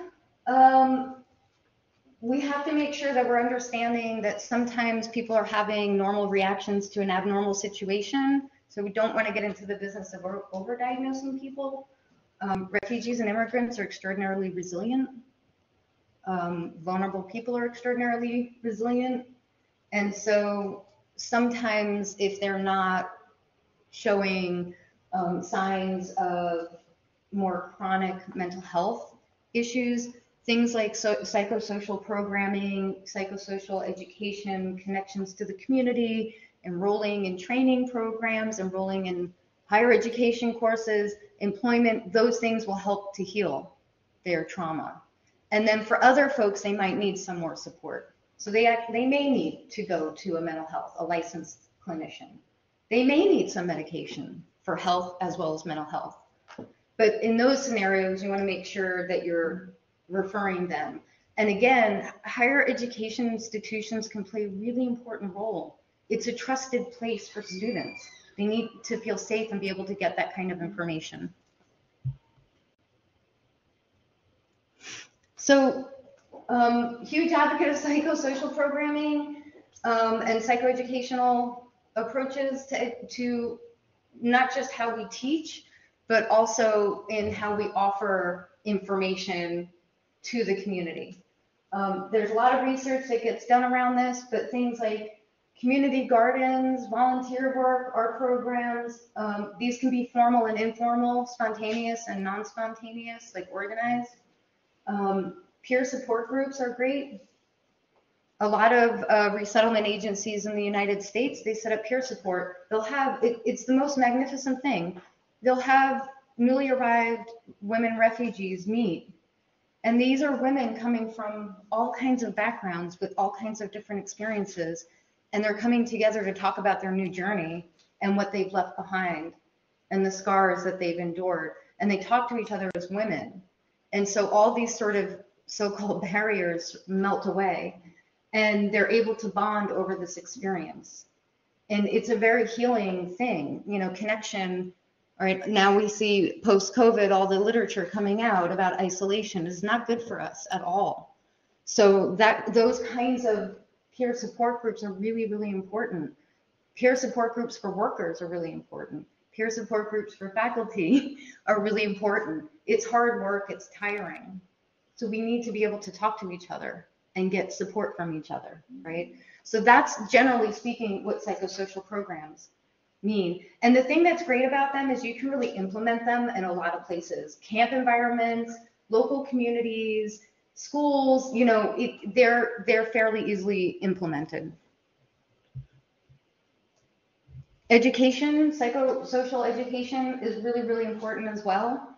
How we talk about what wellness is. When I do a lot of research with refugees and asylees, you know, when you ask them, like, what do you think about mental health? That means nothing. Like, mental health is just not, you know, it's a term we use in the clinical world, in the medical world, in the Western world. You want to talk about, like, how are you feeling today? You know, did you eat enough? Mm-hmm. Right. So it's like you're asking these sort of different questions. Do you have food today? Yeah. Are you hungry? Yeah. Right. In the class, if you happen to be in person, you know, donuts on the table, you'd be surprised students don't eat. Right. So especially if there are students that are you know, coming from really economically challenged backgrounds. That is a way of checking in with someone and understanding their wellness without kind of turning it into this sort of gobbledygook kind of a thing, as I call it. It's a way of being able to reach people in real ways that also give you a lot of information. If you're finding that a student is struggling, you might be able to connect them to services within the university where they can actually help them, right? Like at SUNY, we have laptop loaner programs. We have, you know, we have actual free support groups and helpline. So if a student's going through a crisis, they're about to be evicted, they can call. So those kinds of things are actually really important. That is, technically speaking, that is actually mental health, but it's really looking at it in a far broader perspective. And so how we educate and we talk about it is so important, because you're going to lose your audience, so to speak, if you're talking about it in ways that it's just not relevant to them. They don't understand it, right? The asylee research that I did that I can't get published, I've been denied 4 times now. Academics is a tough world, I'll tell you. I found a new publication I'm going to try. But a lot of the asylees we were talking to, they were talking about this idea of being well, feeling well, you know, and like, you know, when I was living in my home country, my stomach hurt all the time, right? So I can look at that and think to myself, oh, wow, that they may have been experiencing anxiety. It doesn't matter whether I'm saying it to that person or not, their stomach hurt. And then since they've arrived and started to settle in, that pain started to go away. That's the key piece, right? So we focus on things like that and the ways in which they define wellness for themselves: stability, freedom, training, skills building, hope, right? They want to be inspired. They want to live a life. They've been granted this opportunity. They're all in. So helping to facilitate that pathway is the best thing that we can do, because it's their pathway, right? So I think the ways in which that we talk about wellness and feeling okay really matters, and educating people on that. So education, obviously I don't know anything about primary or secondary education. It's not my area, but I figured I'll mention it because kids do have to go to school, apparently. So higher education, I'm in recent years become pretty obsessed with this idea of access. Are we running out of time? Is there a question? No, we have plenty of time. Oh, okay. Don't worry, plenty of time. Okay. Yes, you're fine. Okay. Relax, breath. Wasn't true. So I think access is a really critical piece here. And I think the way that we even define it or understand access is very important. You have refugees that might be in country, either here and they've been processed and they're working and they're integrated. You might have others who are not. They're in a holding pattern, so they can really not get integrated, which is not good. And then you have others that might be in, we call them urban camps, but they're not really camps, but they're refugees or urban refugees, essentially kind of hiding in the shadows in big cities, right? And then others that are living in actual camp environments. So that's like a lot of different layers of access we're talking about. What if students could access online higher education anywhere they were? I've been a little obsessed with this, and I'm putting a proposal together. Hopefully that will go somewhere, unlike my other article. But because I think if we want an equal society and we want programs and things that work, like we know education works, like we know what it does for the individual, for families, for communities. That is just not, it's indisputable.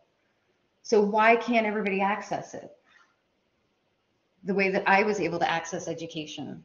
Everybody should be able to access it. Now, that's the complicating part. How do you bring a higher education classroom into a camp environment? It's a big question, right? Or even for newly arrived refugees and asylees in whichever host country they've moved into or welcoming community they've moved into. It's so overwhelming. But sometimes that one class that they take starts to move them in a direction where they're creating new careers for themselves. So to me, access is such a huge issue. If it's somebody who, if you have a student who's in a wheelchair and there's no ramp into a building, they're not getting in that building. So we need to have ramps everywhere, right? And once you start to do it and you get the hang of it, it's pretty amazing what can happen. And it turns out not to be so difficult after all. So I think access is a really big one, and I don't think we're there. I think we have a lot to think about with that.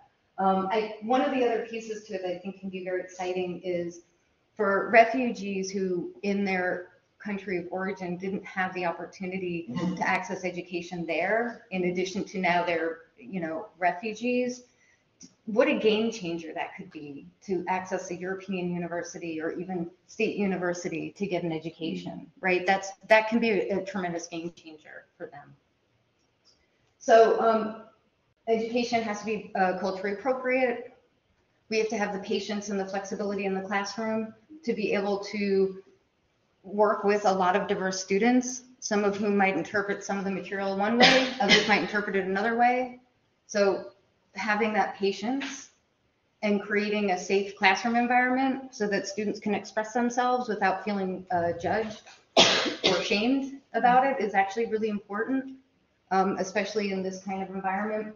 So I really can't say enough about support services, not just support services for the students, but also, again, for the faculty and the staff. Right? It's really, this is very hard work. It's intensive. It's a little bit more individualized. You know, and so that by nature makes it a bit harder. Psychosocial mental health services, physical health checkups. Those are important, oftentimes overlooked. Also being aware of refugees with disabilities is really important. Flexibility, I found rigidity does not work, you know, and I think in traditional higher education environments, there's, you know, this is the midterm date, you miss it, you fail, right? And there's all kinds of reasons for that. Generally speaking, with adult learners, and especially adult learners, if you're more in a social justice type of institution, certainly like SUNY is, that kind of rigidity tends to not work. No, it doesn't work. No, I have found it doesn't work so well. Having structure and accountability is important and does work because it is still the student's job to own it. Yeah. However, you know, students that are working 2 or 3 jobs, or I've had students where they were able to finally get status, but their husband didn't, and then I had to take off a semester to try to sort out because they were getting ready to deport him. And kind of sort all that stuff out. She needed extra time to finish her final paper. You know, I mean, does it make sense for me to fail her? Probably not. You know, and so that kind of traditional thinking, it just doesn't work. And especially because, you know, in that scenario, the student was showing up and, you know, and actually keeping me updated and asking for resources to help. So that's what I mean by flexibility is I think sometimes we have to think about what assignments we're assigning, how we're assigning them. You know, the rote stuff for the adult mind doesn't work as well. Papers, process, opportunities to reflection with parameters and structure. You want to have boundaries, you know, around that for sure. But those types of activities help students to connect their own work to the learning. And vice versa. I find that when you do that in the classroom, even an online environment, it is such a rich classroom. Like the conversations are just extraordinary.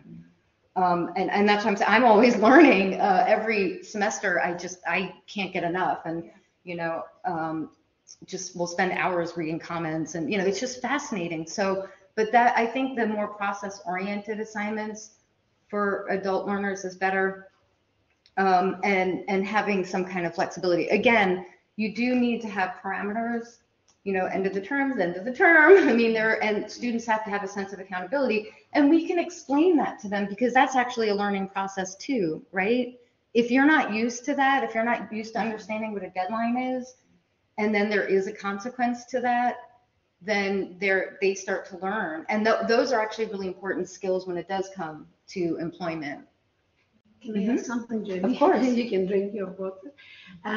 In adult education, I mean, it's a kind of weird situation because we are asked to have a clear structure. One of the principles of planning programs for adults on a distance level, it is that, you know, it has to be a clear structure, it has to be a planning. In the case of Cyprus, we have the agency for the accreditation of higher education, which means that the program is pre-arranged, predetermined, all aspects of it, has to be submitted, has to be approved as it is, has to be implemented as it is. And at the same time, we are finding ourselves in a very difficult position when we have to do with adults, with all these particular and special characteristics that they have as adults and as human beings, because children also have.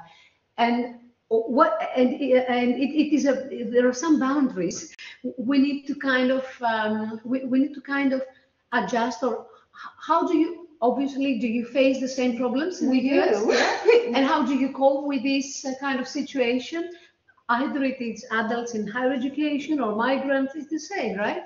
Yeah, no, I mean, I think there are a lot of similarities, and I think, you know, I tend to think of it as like social justice education. That's just how I think of it, you know, because it's about all kinds of people being able to access it. And if you're in your 50s and 60s, which I have students that are, I also have students that are 19 or 20, right? The things are shifting, the world is changing. So younger people are coming into the online university system and with lots of different circumstances.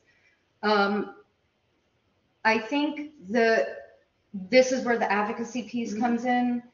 We also have accrediting bodies that we are beholden to, that we have to report to. And I guess I'm not saying that all structure is bad. Structure is good and it is important. It really is. And I mean, you know, if it's a classroom, if it's online and there's 15 weeks and 5 modules and 5 discussions and 3 papers, the expectation is the students are going to get that work done. Otherwise, they're not, you know, so, and you set those parameters up front and also get students to understand what the university policies are. So what you as a professor, where you have some flexibility and where you don't. That, I mean, I think that we all have to function within that kind of prescribed program or structure. Now at SUNY, we're a little bit lucky, unique. We have registered programs where it is very clearly defined. And actually there are a lot of adult learners who appreciate that, because they're like, I want to go on, I want to get my social work degree, or I want to go into psychology. I want to get my master's in criminal justice. So that what do I need to take to get my criminal justice degree? And I think in that sense, especially for adult learners, knowing what they need, you know, how long it's going to take them, et cetera, is actually really, really helpful. I think in the learning aspect to it, the classroom to classroom, that's where we can exercise that sense of flexibility in the learning process and tweak our curriculums and kind of, you know, work with those a little bit more. I mean, in COVID, we all had to take a look at our assignments and duty. I mean, the world just really got shook. And so I think of it more in those ways. But we also have what's called unregistered programs, where students are allowed to build out their own, like if you wanted to do a registered addiction studies program, for example, then you have to take a set number of courses, because that is, you know, the crisis intervention certificate, which by the way, that took me 2 years to get done too. So it was just a certificate program. There are 5 courses, you have to take it if you want that certificate. So that's very prescribed. However, if you're a student who wants to do addiction studies and family, then you can go into the unregistered bucket and not do the addiction studies registered program. And then you work with your advisor, we're called mentors, and you develop a program that makes sense for you. Still meeting, you know, there's still human service guidelines you have to meet, but there's a lot more flexibility in how the student, they might take a lot of family intervention type of courses and some addiction, you know, adult addiction, adolescent addiction, but they're working through the general human services guidelines to then create a study program that's of interest to them.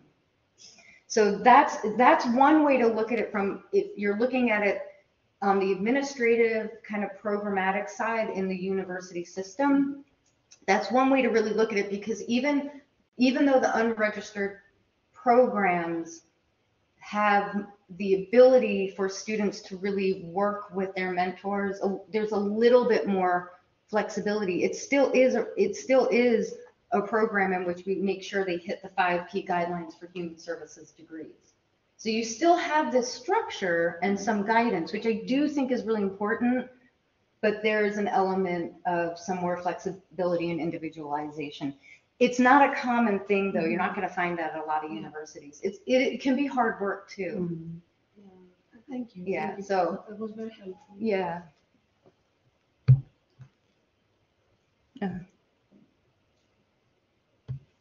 So I kind of already talked about this a little bit, but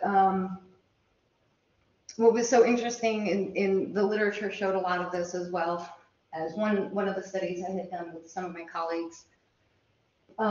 We found that in education and employment were really directly linked when we talked to asylees.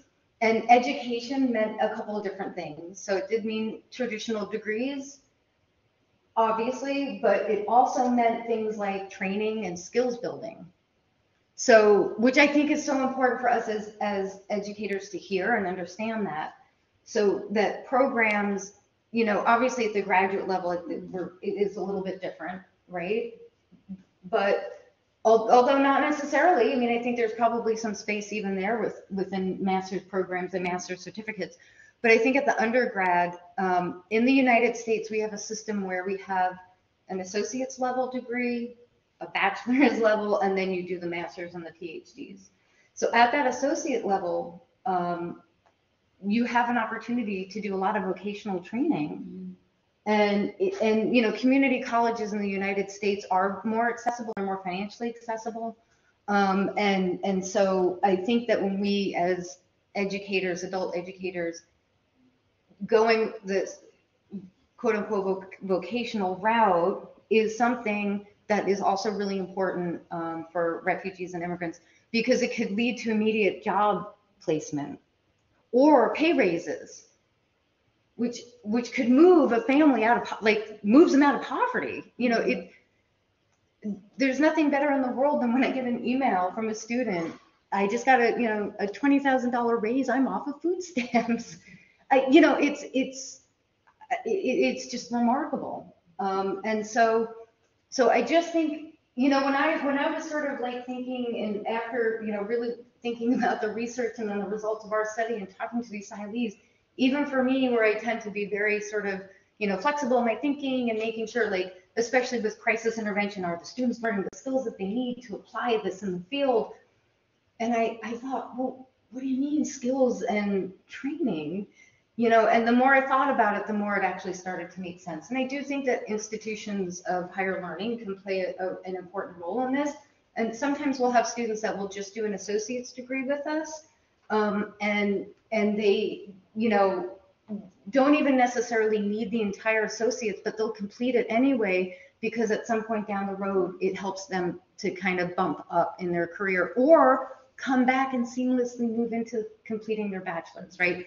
So I think that there are a lot of different ways that we need to be thinking about education for adults. These are more of my charts. I won't spend too much time. I did have fun putting this one together. So at the center is the refugee, and then these are all the kind of things that we build around them. And then I kind of zoom in a little bit more and look at education, right? RAIs as adult learners.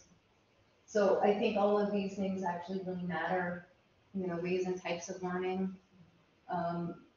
Integration, education, higher education institutions give people the opportunity to integrate. Integration is critical. How would you see de-skilling in that chart right there? Because if you have a refugee or asylum seeker who has a professional background, and then they're not working in their field, you know, so what do you see there?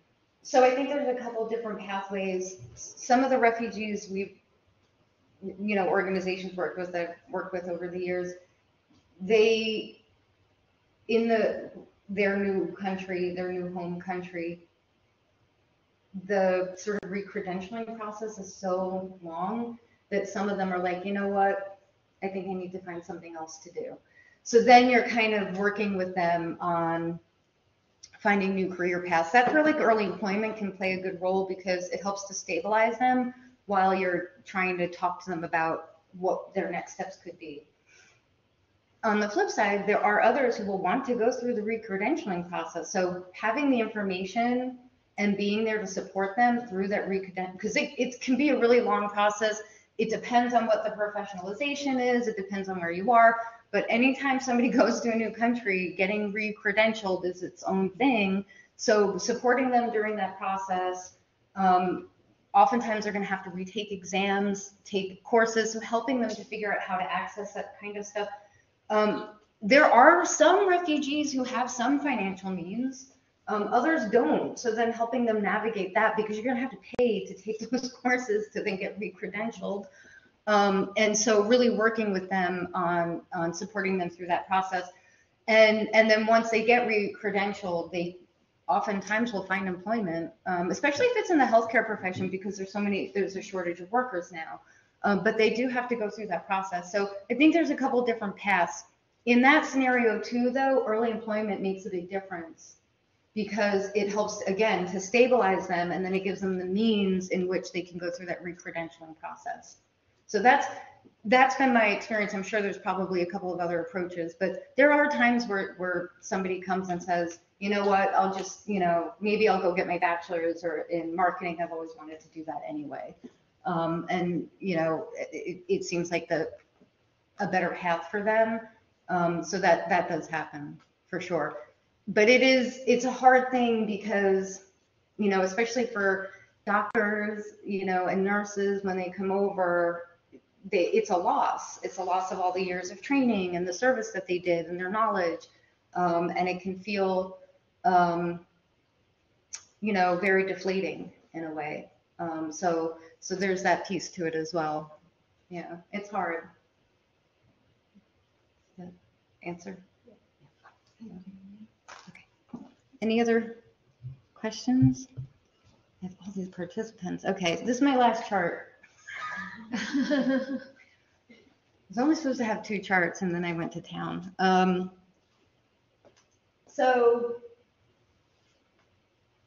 Right. I mean, this is just kind of summing up what what we've been talking about. In person, is the traditional. There's nothing wrong with that. I know we're Open University, SUNY is online. One thing that I did right away when COVID happened was I started doing virtual classes, and it's wonderful. I really love teaching virtually, because my students will come home from work, feed their kids, and log on class at 6 p.m. and we'll have 2-hour lectures, and I'll do a lot of hybrid. So then every other week they'll do an online assignment, and then the following week we meet. So we get to do lectures, and we get to talk to each other. Students are from all over New York State. It really supports students from all, that's access, right? So it does allow for some sense of connection, while having a little bit of a flexible model. And what's really cool about that is the weeks where it's online, the students are then, because everybody knows each other, we've had these robust, 2-hour lectures and class time virtually. So they really dive into the online discussions and assignments.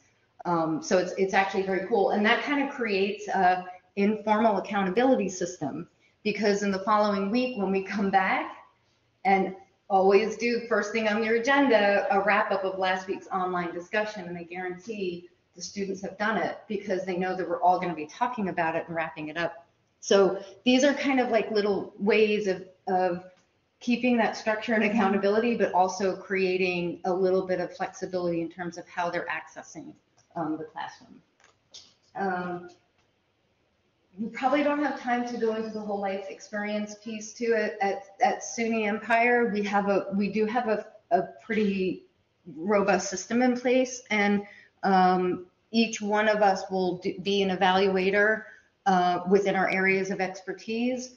We've developed, my department chair, Thalia, she's spearheaded a whole system where we've put together sort of templates for students. So if you want to do a case management, if you've been a case manager for 10 years, then there's a template that you can follow where you can capture your prior learning experience. And then we set up an interview. So we don't, you're not saying like, oh, I've been a case manager for 5 years. And like, oh, great, 4 credits. They have to write an essay. It's a structured essay. It's done in a specific way. It's not about your job. It's about the learning in the job, right? When I do crisis intervention PLAs, I look for very specific things in what they're applying in the field. And then I know, wow, they really 4 credits for sure. And so by creating a little bit more of a structured system, we have accountability, which is actually really important, because we do have accrediting bodies we have to report to, but also it helps the student to think about the learning, because that's what prior learning experience is. It's learning experience. It's taking their professional experience, but having them reflect on what the learning of it, is. and if it's applied or not, et cetera. So at Empire, we have a really robust system in place for that. And then you have to be interviewed. So, and you interview the student, you ask them questions, you write up a report, and the evaluator will determine whether or not they get those credits. And so, yeah. Can I say? Yeah, please. Obviously, it is a time-consuming process, and it involves lots of people on behalf of the university. I assume that you have like permanent faculty members, and do you have support staff employed for this, or you're many or faculty members working? Because imagine, I mean, you have huge numbers of students, right? And you address mainly to adults. So I suppose that in order for this to happen, I mean, you need human resources. How do you cope with this? I'm asking from the side of a small university, right? In which there is only one faculty member in adult education, and we have tutors, but we're struggling to find. I mean, I think we could probably talk more offline about that. But what I would say is we are part of a massive state university system, but SUNY Empire itself is, I mean, we have about 15,000 students, I don't know, maybe 18,000 or so, which for New York State and the US is a decent number, but it's not considered, huge. And the other piece to it is, unlike our sister SUNYs, we're like SUNY Buffalo or Stony Brook, those are massive grant medical university science technology institutions. We are really a teaching university, so we actually have a lot more constraints, I think, than people think about. So just to say that piece, we are very dedicated to teaching. It's our model, it's our thing. We really work with students, but we don't have, like some of our sister universities, we don't have, I mean, Stony Brook has an entire medical system, hospitals, like I mean, it's extraordinary. That's not us. So just to, I know everything is perspective and, yes, but that's kind of our scenario. What I will say is we do have an office of prior learning. And so we have somebody who helps to coordinate. We do have some support staff who help to coordinate. They're all really wonderful. I mean, they've been very supportive for me as a faculty person. I'm not going to lie, it can be challenging. We don't, because we're a learning institution, I don't have TAs. I don't have, like, I do everything myself. We're state funded. So, state funding is tough these days. We have our own budgetary constraints. And so I think the university is really focused on trying to change all of that and get more funding, like, most try to do. But it can be hard. It can actually be hard. What I will say is some of the upfront work in structuring the templates and things like that, and also for faculty who are evaluators, like we have a one-pager that explains what criteria for intro advanced is and things. That's actually really, really helpful. So kind of doing some of that work up front pays dividends down the road, because I don't ever have to guess now. And now that I've done a lot of PLAs, I know what I'm looking for. I know how to talk to the students. I know what I'm reading. And so it does get better and more efficient. So I do think those structures and resources are actually really, really important. But yeah, it can be hard. It can. I'm not gonna, I love it. It's so interesting. And I mean, some of the students are doing amazing, amazing work, and they're getting trained on the job too. And so that's legitimate, but yeah, it's hard work though. Okay. Thank you. Yeah. So actually, you are evaluating students at a higher degree, or they were towards a degree when they were in their country, but now they have to prove it through their experience to you in order to validate credits? So the degree is different. If a student is coming over with an actual bachelor's from another, then they can, yeah, exactly. So in terms of transfer credits, interestingly, our university, we accept a very high number of transfer credits, more so than other universities, which also makes it appealing for students who have disrupted learning. And I have, honestly, it's fantastic. It's really great. I mean, we still have parameters. There's still, there's still criteria they have to meet, but it is great. So for those who are coming from an accredited, even international university, generally speaking, they're not going to take courses over if they're at our university. If they're missing core courses, yes, but then, they'll need to, complete general education requirements, etc.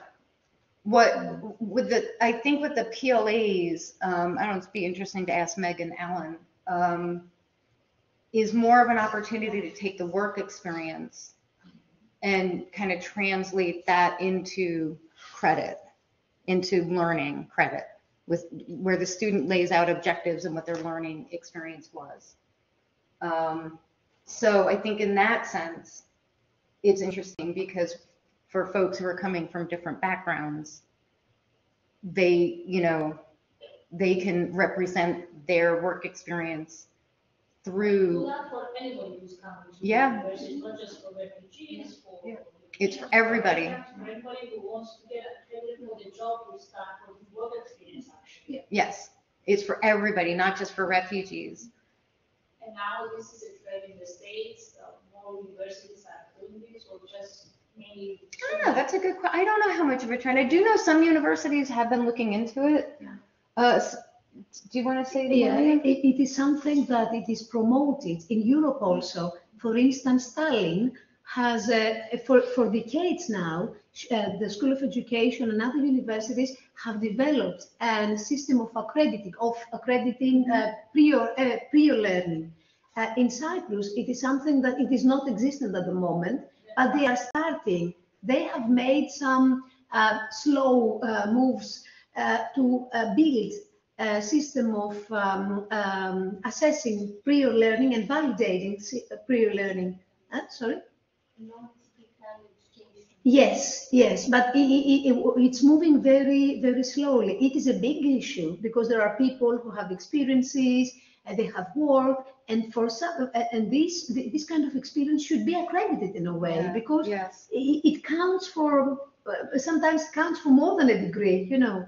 So we have people actually. Yes, of course. Also, Yeah. They have a degree and they want to go towards a master degree, and they say, maybe half 50% of my credits from all my vocational training so far, my work experience actually, and recognize, and then I can do the rest of it. But like Maria said, here in Cyprus, things are getting very slow.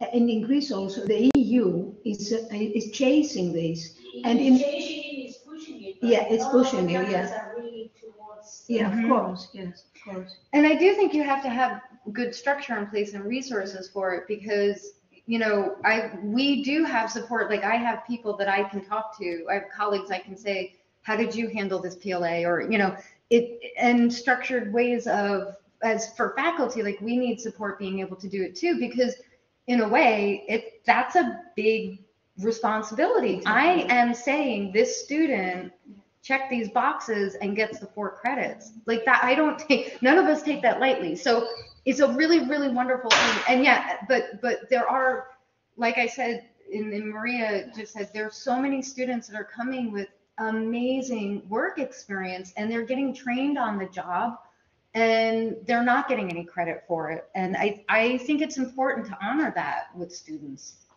We use it in Canada a lot as well. Right, yeah. But it's so robust, because you have to take the ILOs, the learning outcomes from the credit, and not really document it beyond an inch of its life.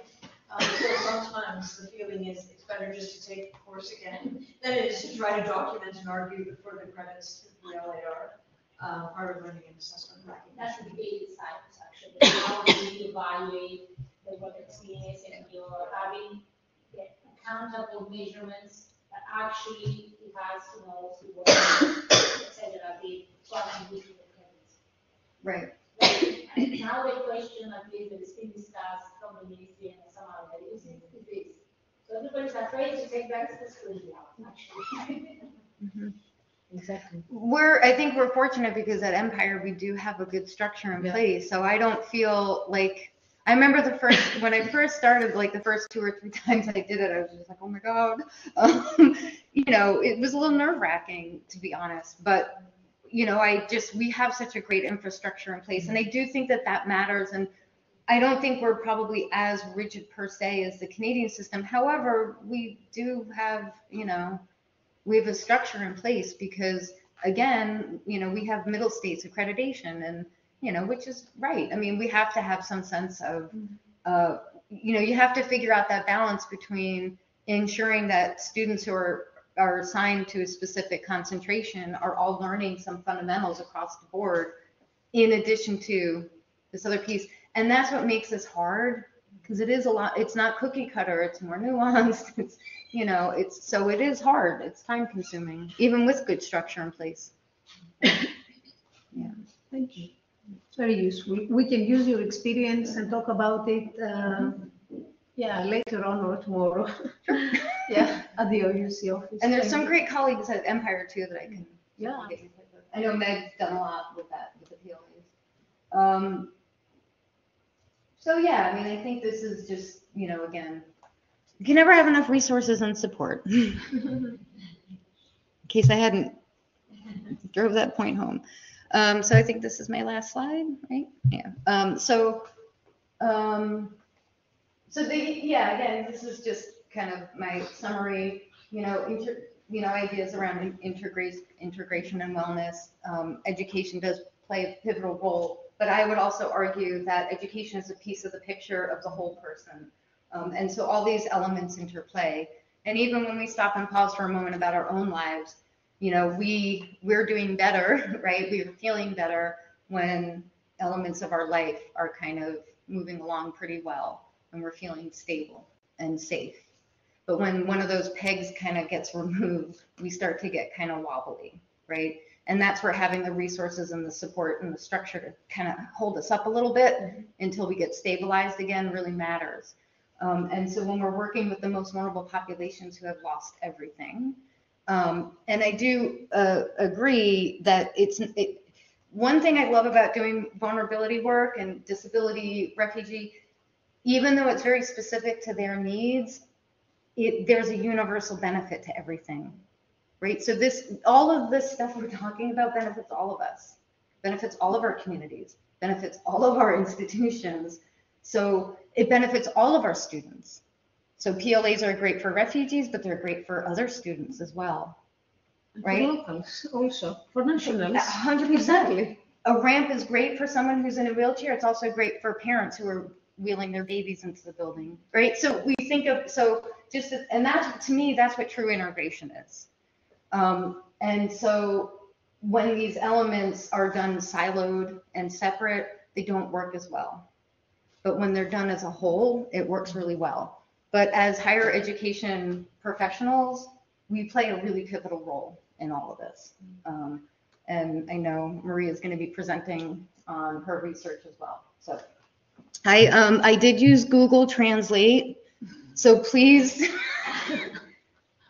I tried. Is it wrong? Oh, it is. Oh, great. Google Translate. Thank you.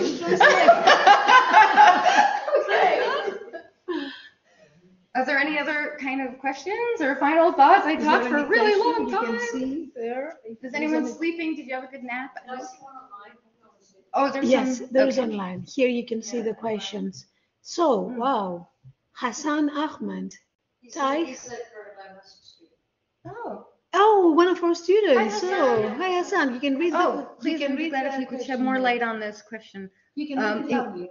In terms of the inclusiveness of the refugee and asylum seekers, where should we stand as adult education facilitating social change? Oh, wow, you are the social change, right?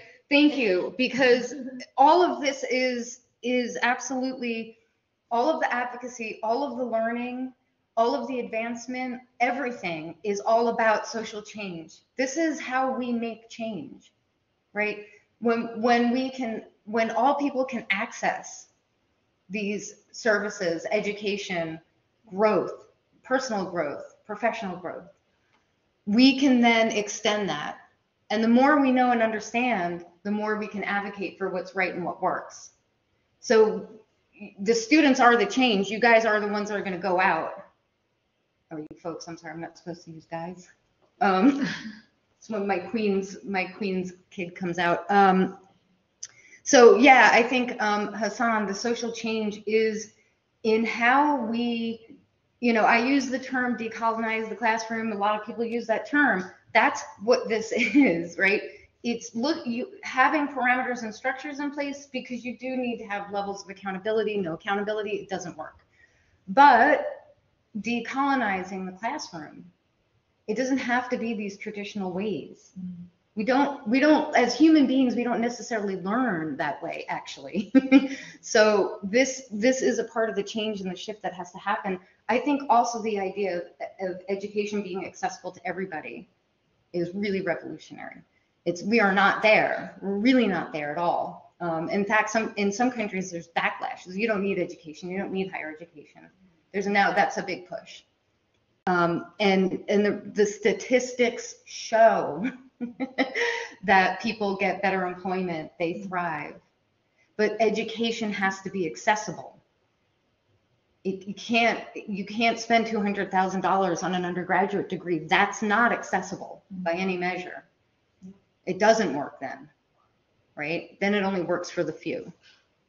So I think that as adult educators, the ways in which you're teaching adults and facilitating their opportunity to learn and thrive and succeed in the way that they define it, not how I define it, not how someone else, they define their success and their thriving.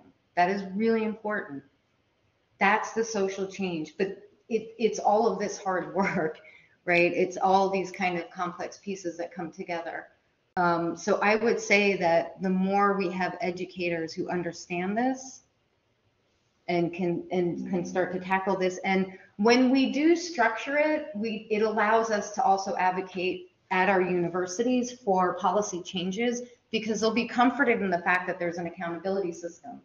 But then when we also make it a human rights, that adds an element, of helping hopefully to push them forward to create the kinds of programs and policies that we need to support this. So I don't know, Hassan, did that answer your question? I don't know if you want to chat in there.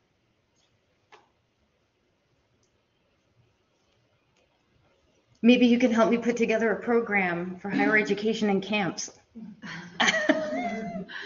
Anyone? Volunteers? Anyone? He wrote something, maybe? He wrote something? Oh, yes, thank you. Okay. I think, is there another question? Was there something before? Yeah, I'm going to scroll up for a second. I think it was just Kalimera and thank you, and yeah. Okay. Welcoming Jenny. So any other question from the audience? Thank you so much, Jenny. Thank you so much. Thank you. That was great. Thank you.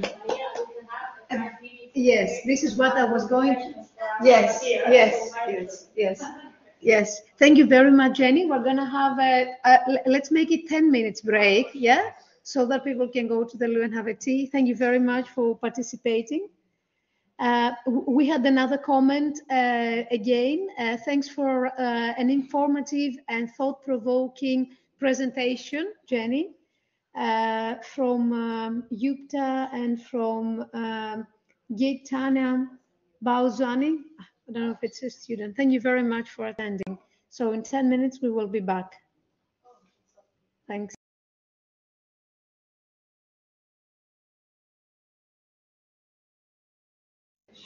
Yeah, that's nice. So where shall we start? Or? Yes.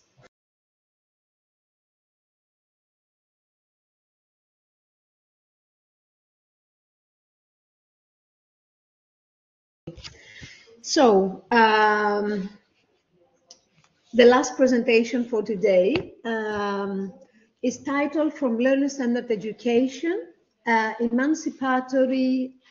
from learner-centered education to emancipatory learner-centered education for social change in adult education for migrants in Europe. This draws on a recent research project that was coordinated by the Open University of Cyprus and was funded again by the Open University of Cyprus. The project was comparative.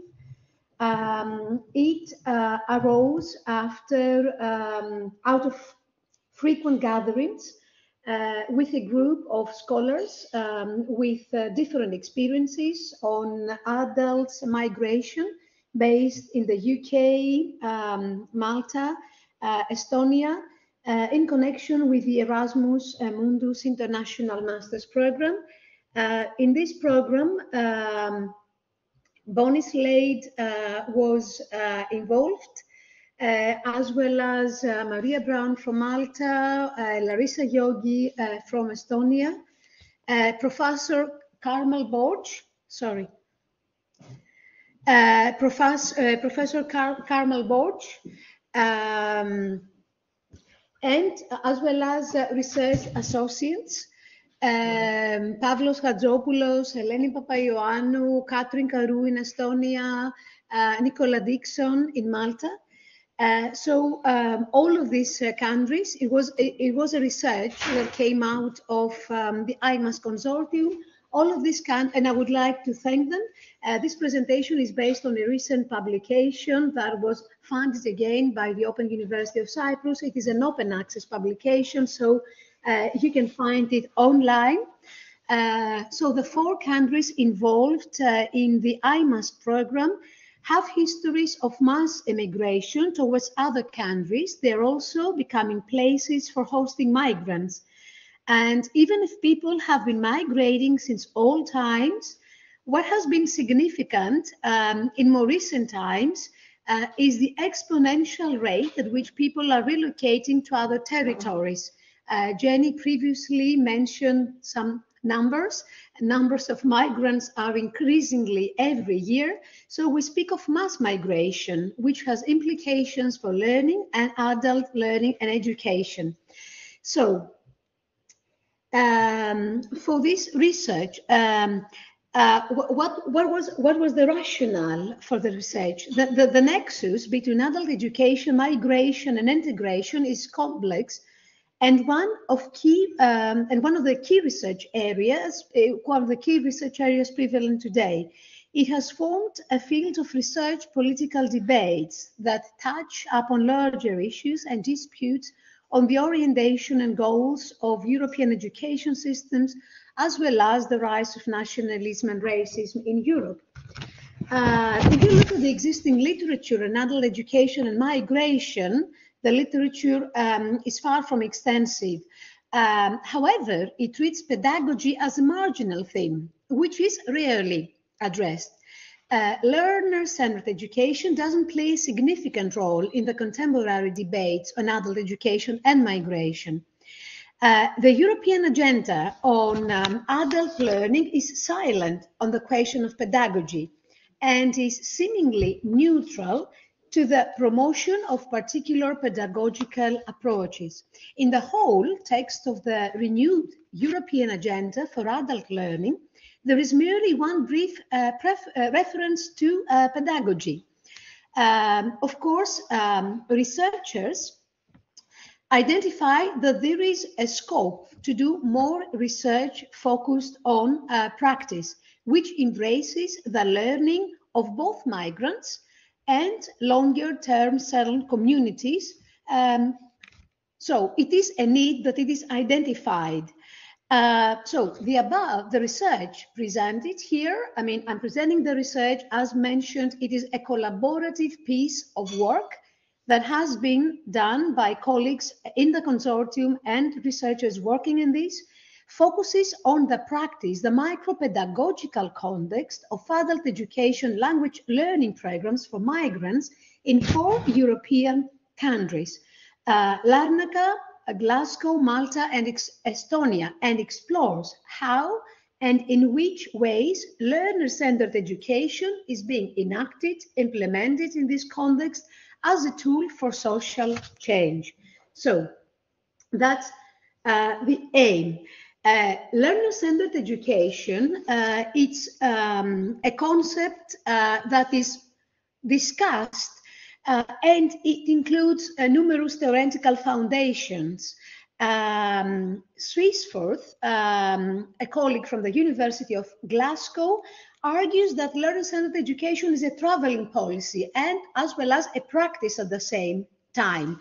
It is promoted by international agencies, institutions, for instance, OECD, EU, and etc. In Scotland's statements of ambition on underlearning, learner-centered education has a central role. UNESCO also, UNICEF, promotes learner-centered education within a rights framework.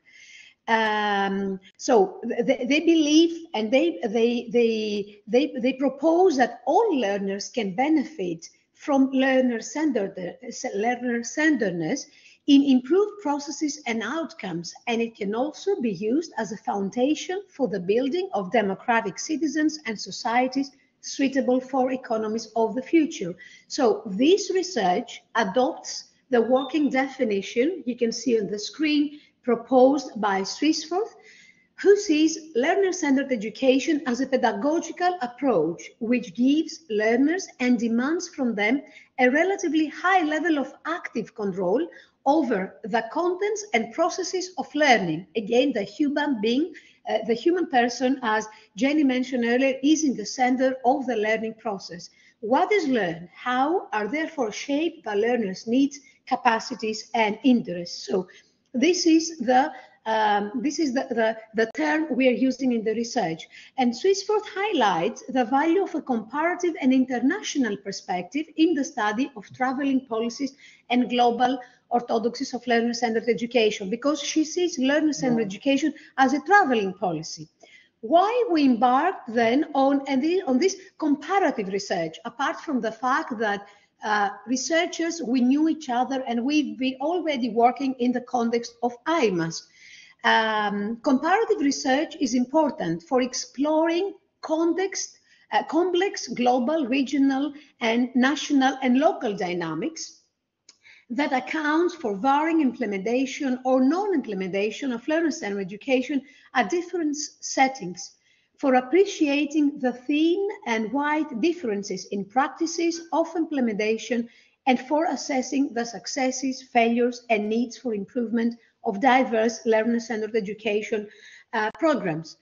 Also, comparative research is useful. It can be useful in unraveling similarities and differences, convergences and divergences of different national settings, where adult migrant learners live as citizens or as non-citizens.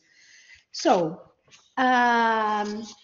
therefore, we embarked on a comparative research, and we thought of focusing on social change. Social change is a big issue, not only on IMAESC. It was a key theme in the work of most all of the core partners in the IMAESC consortium. As you probably know, adult education has its roots in the emerging needs of adults to advance their life by bringing about social change. I will remind you Freire, who promoted the role of adult education for social transformation and emancipatory learning. He talked and he raised people's, with his work, people's critical consciousness through action, cultural reflection, and praxis. Recently, some colleagues from Ezrea, Yuri Maninen, and all introduced the term of change-oriented adult education. This term encompasses an approach, philosophy, and set of teaching and learning methods that seek to create individual and social change. This model facilitates a process of conscious realization for learners as they work together, taking action, including potential acts of resistance towards a more democratic, equal, and ethical work. So the research I'm presenting today has some basic important objectives. What are the objectives? So following the above, the research wanted to make a contribution to the field of adult education by investigating the ways in which learner-centered education is being enacted, implemented, and neglected in specific settings, in these 4 settings. There is a lack in the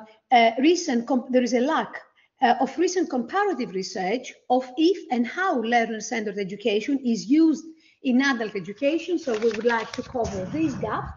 And also, the research is also on migrant adult learners and the pedagogies used for their education, which is something that is also missing.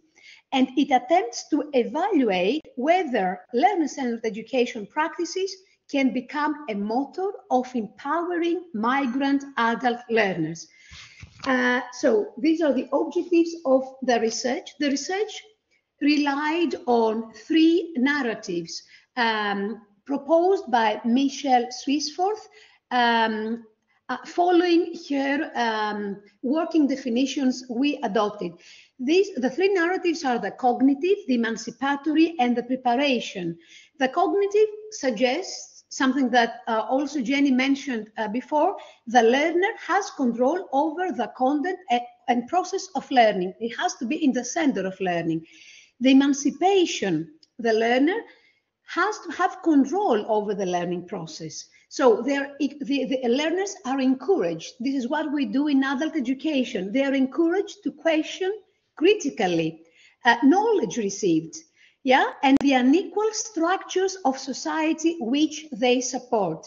This is emancipation and also preparation, because at the same time they need to develop skills, let's say through inquiry-based, self-regulated learning.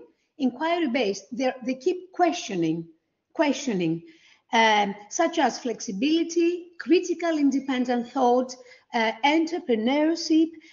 They are believed to support development and sustaining of an effective knowledge community. So in adult education, these are our main targets: critical independent thought, reflexivity, something that Jenny has mentioned previously. So based on these 3 narratives, we adopted in the research some elements identified again in Swissforth's model. She identifies a number of elements associated, elements that comprise learner-centered education pedagogical practice, and these elements are, namely, it's the technique. It has to do with teaching methods used by the educator. Either it is knowledge transmitted, so traditional methods, or it is more kind of dialogical, problem-based methods. The second one element is the relationships between the educators and learners, and Jenny earlier on highlighted how important it is for relationships to be friendly, to be open, highlighted the mutual respect that is important. So we have authoritarian versus democratic relationships. The other element has to do with motivation. In adult education, we do believe that intrinsic motivation is the most important of all, in terms of, in contrast to extrinsic motivation. When something is imposed on you, you have to do it because otherwise you will get fired. The second, the final one is the epistemology. It has to do with fixed knowledge or knowledge that is fluid. Fixed knowledge is knowledge imposed. This is the right answer, no comments. So fluid is knowledge that is co-created. The educator and the learner and the educator, they co-create knowledge. So this is a model that has been employed heuristically as a research framework for the purpose of our study. It was not imposed, but it was a helpful model to help us investigate the phenomenon under study. Questions, you can see the questions we have used. We wanted to find out in what ways adult education programs in the 4 places were engaging to migrants and motivated them to learn. We wanted to find if learning was challenging, if learning was built on migrants' existing knowledge, because migrants are not tabula rasa. They come in education, in language learning programs, having knowledge, having experience, the prior learning experience that Jenny has mentioned. Third question, we wanted to find out what sort of techniques are used in the course of the lessons. Was dialogue used? How was the atmosphere of the program? Was it a friendly atmosphere? Was there mutual respect among migrants? Were migrants valued as persons? The last question had to do with the curriculum. So, was the curriculum relevant to migrants' previous lives and future needs? Was it in a language that was accessible to them? Was it based on skills and attitudes they had and they wanted to develop? So these were initial questions that we wanted to explore.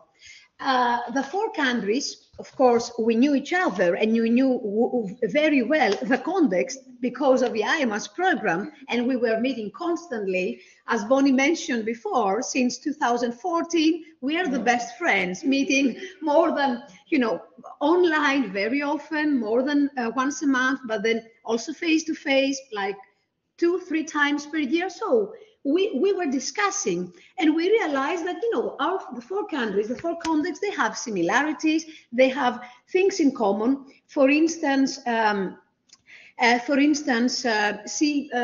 can see here, like we try to put in these tables information on the countries. But we decided what was important. The four countries, different languages, Malta and Cyprus, ex-British colonies, many things in common. Scotland, many languages, Estonia, the same. So we collected information with the help of very good researchers. We collected information on migration population, on the national status of legal migrants. It was quite challenging for us, and I asked Jenny beforehand about the definitions, because in the four countries we saw that there were different definitions adopted for migrants. So that was a challenging for us, and we wanted to decide.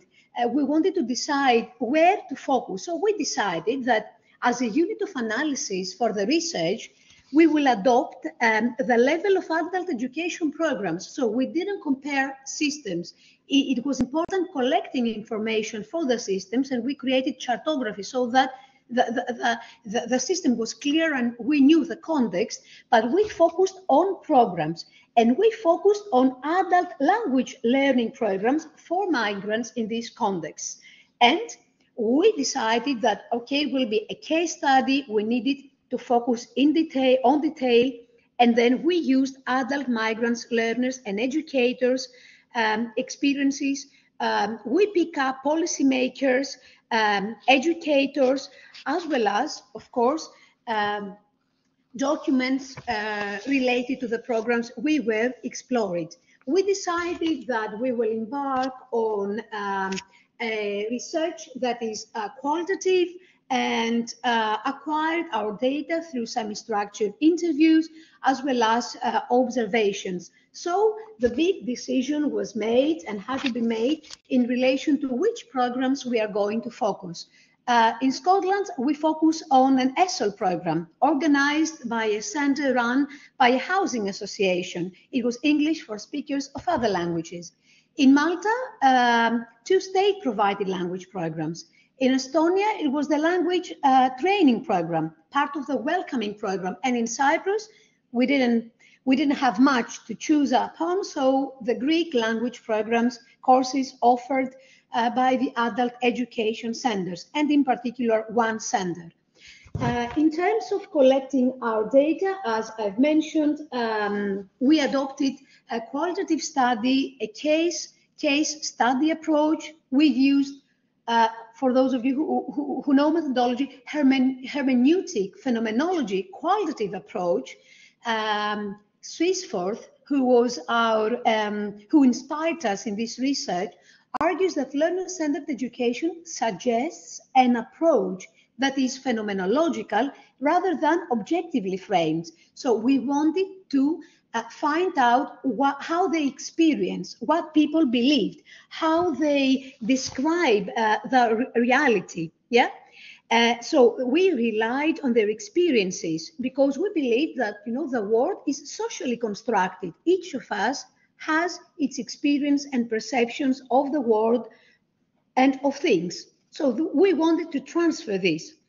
Data was selected through interviews in all contexts. Around 20 semi-structured interviews were conducted with adult learners, educators, policymakers, as well as classroom observations. Interviews, the research took place before the pandemic, and we were very lucky because after the pandemic, and particularly in Cyprus, I mean, nothing happened. Adult education, the adult education field just stopped. So no programs, nothing, and it still hasn't been gone back. So we were very lucky. It was a research took place before the pandemic. We were able to collect the data, so we had time, plenty of time to analyze data. For the analysis, of course, we followed the methodology, strict methodology. Data were redacted, data were displayed after the main research questions. Data were thematically analyzed and interpreted following all the methodology and using very importantly, using the heuristic that we created based on Swissforth's framework. So data were analyzed and described under these 4 themes. Any questions so far regarding? I might be talking too quickly. So that was the background information about how the project started, and now I'm going to present not exactly data or interview chants, some main points and observations that that came out of the data. Let's start with the motivations.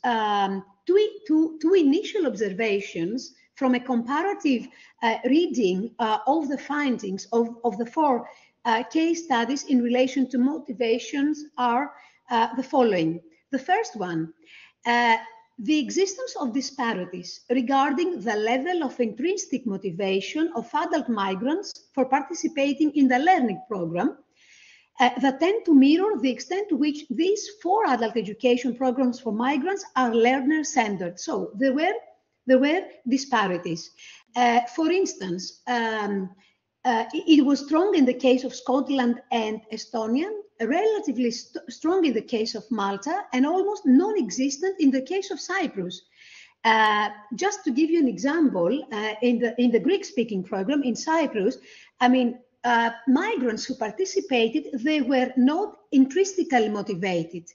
So learners and teachers lack significant engagement.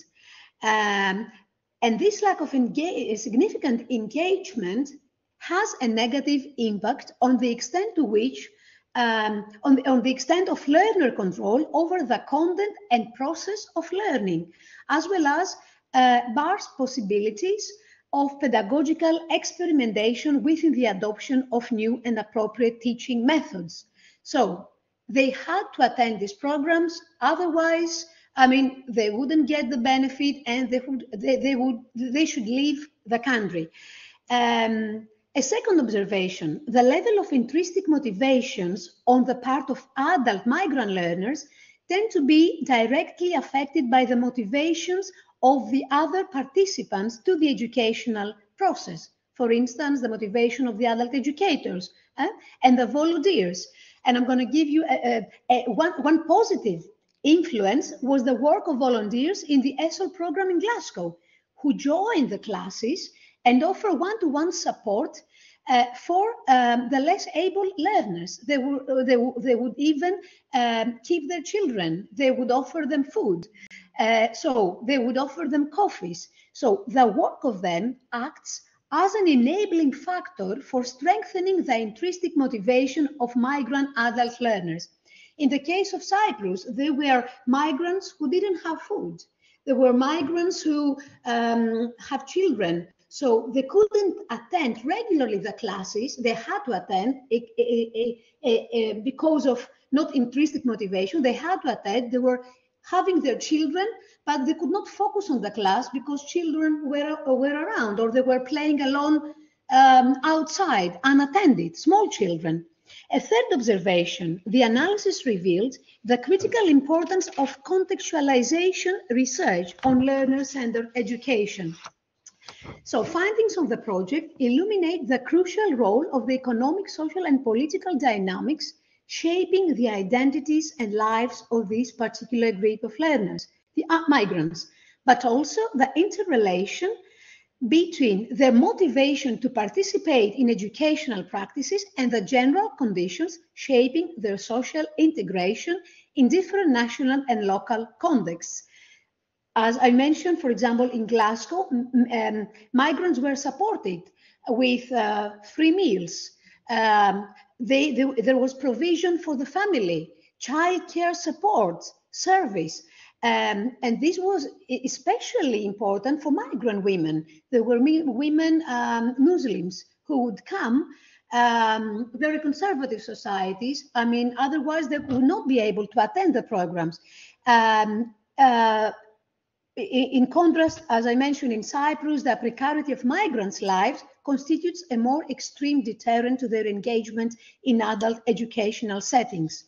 So, also, the legal status of the migrants, something that also Jane has mentioned, played an important and crucial role in shaping the motivations of migrant adult learners. Somebody who was illegal, I mean, could not turn up in the courses because the teacher, especially in the case of Cyprus, had to take names. So, any questions in relation to motivations? Yeah. So these were some observations. I will move to epistemology.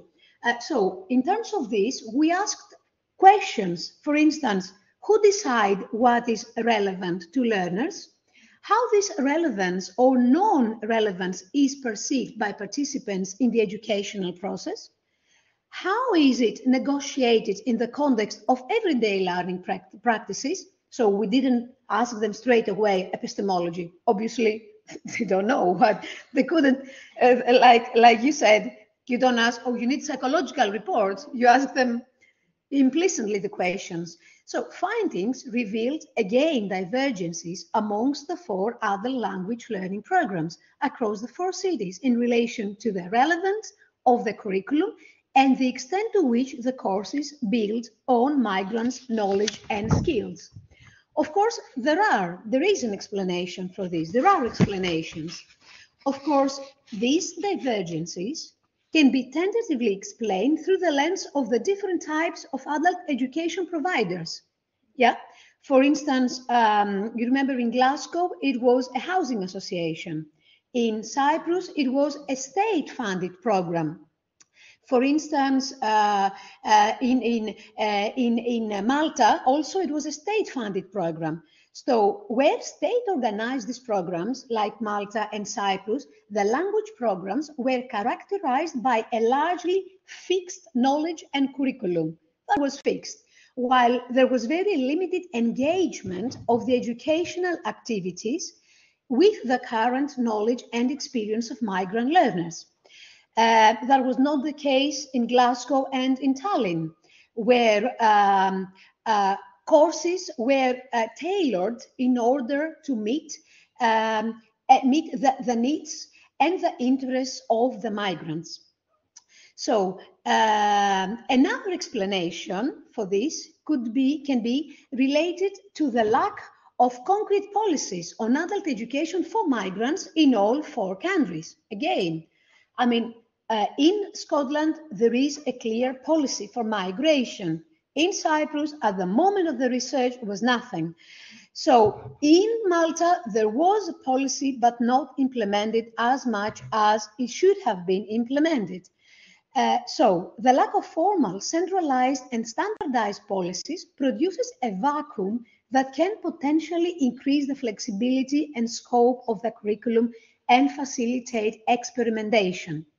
This space and flexibility might be or might not be utilized, and that decision is upon the adult educators. For instance, I'm going to give you again the example of Cyprus. In Cyprus, the curriculum was predetermined by the educator, and the language course and learning activities do not seem to be directly relevant to migrants' present and future lives. In Glasgow, there was no fixed curriculum. The course content is fluid. The staff adopted and was flexible. So adopted a more flexible approach to the migrant learners and work responsively depending on the identified fields. So also the same happened in Estonia. In Malta, the content-driven character of the language courses limited the value attributed to migrants' existing knowledge. So, and teachers, in this case, teachers took the initiative to change things and adjust at some point to make the program more learner-centered. So it is very important to have experienced adult educators. This is a crucial issue. So those who work in adult education should be particularly trained. Any question with regards to epistemology and how knowledge was delivered or co-created in this context from the participants? No. So I'm going to move. I might be. Yes, Jenny. Yes. When they talk about the motivation piece. Yes. How did they frame it themselves? Did they see it as like either barriers or so that if there were too many barriers, they were just kind of like, this isn't going to work. But then the less barriers, they felt more supportive. Like, how did they themselves kind of? Yeah. When you mean barriers, what's I know what barriers mean, but I mean just the support system. So yeah. Like not having enough support. Yeah.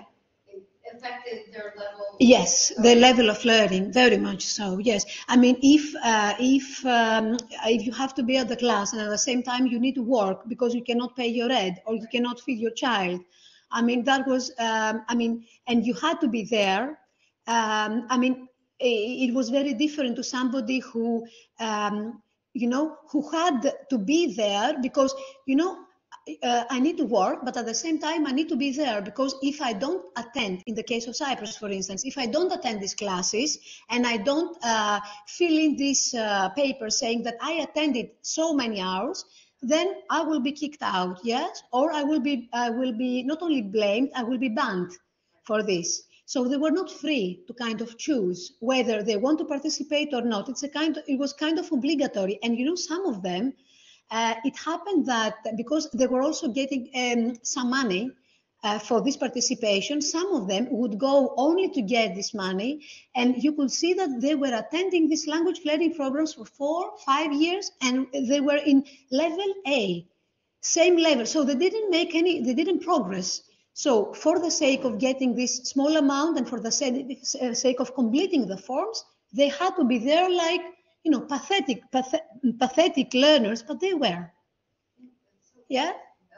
So it was. So it wasn't in the case of Glasgow, where things were kind of more democratic and open and dialogical and everything. It was a big disparity, big difference. Yes. It's fascinating. Yeah. Yeah, it's like a more punitive approach versus a less. Yes, exactly. Yeah. And it all links to the framework and the context also. The Cypriot system is very centralized. It was a system at the time of doing the research, and up to now, there isn't any central policy on migration and policy that is friendly and that accepts and values migrants as being human beings and as being contributors to the local society. They're seen as educators who need to be assimilated. Either you learn the language, you are assimilated, or, you don't fit in the context, right? So, yeah. In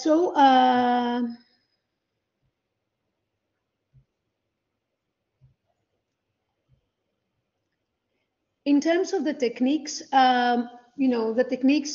we asked them questions like, to what extent the discussion in the class was dialogic? And if, as a result of adult migrants, took substantial responsibility for their learning. So, was it dialogic? Were you able to talk? Did you feel open? So again, we realized that there were divergences in the 4 language learning programs under investigation, and divergences between the between the programs provided by the state and the programs provided by other associations. The lack of a national and formal centralized approach on appropriate pedagogies leaves the space open for utilization of collaborative teaching techniques and methods that tend to empower migrant learners. However, the same openness leads instead to the adoption of traditional techniques. If you remember, in Cyprus, I mean, it is a state program. I mean, there is no laws. It's prescribed by the educator, not the state.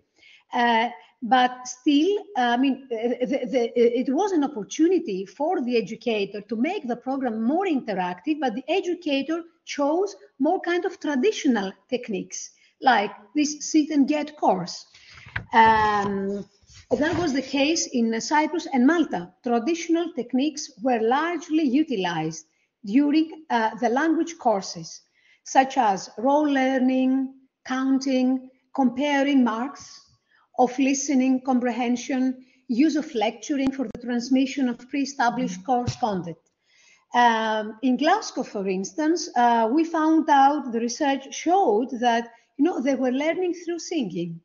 Other learners were encouraged. For instance, a Romanian, it was a woman from Romania. They were singing. They were encouraged to sing English sentences, to learn the rhythm of the words. Role play was utilized. Group activities were utilized instead of, this is the curriculum, you have to learn this in order to function.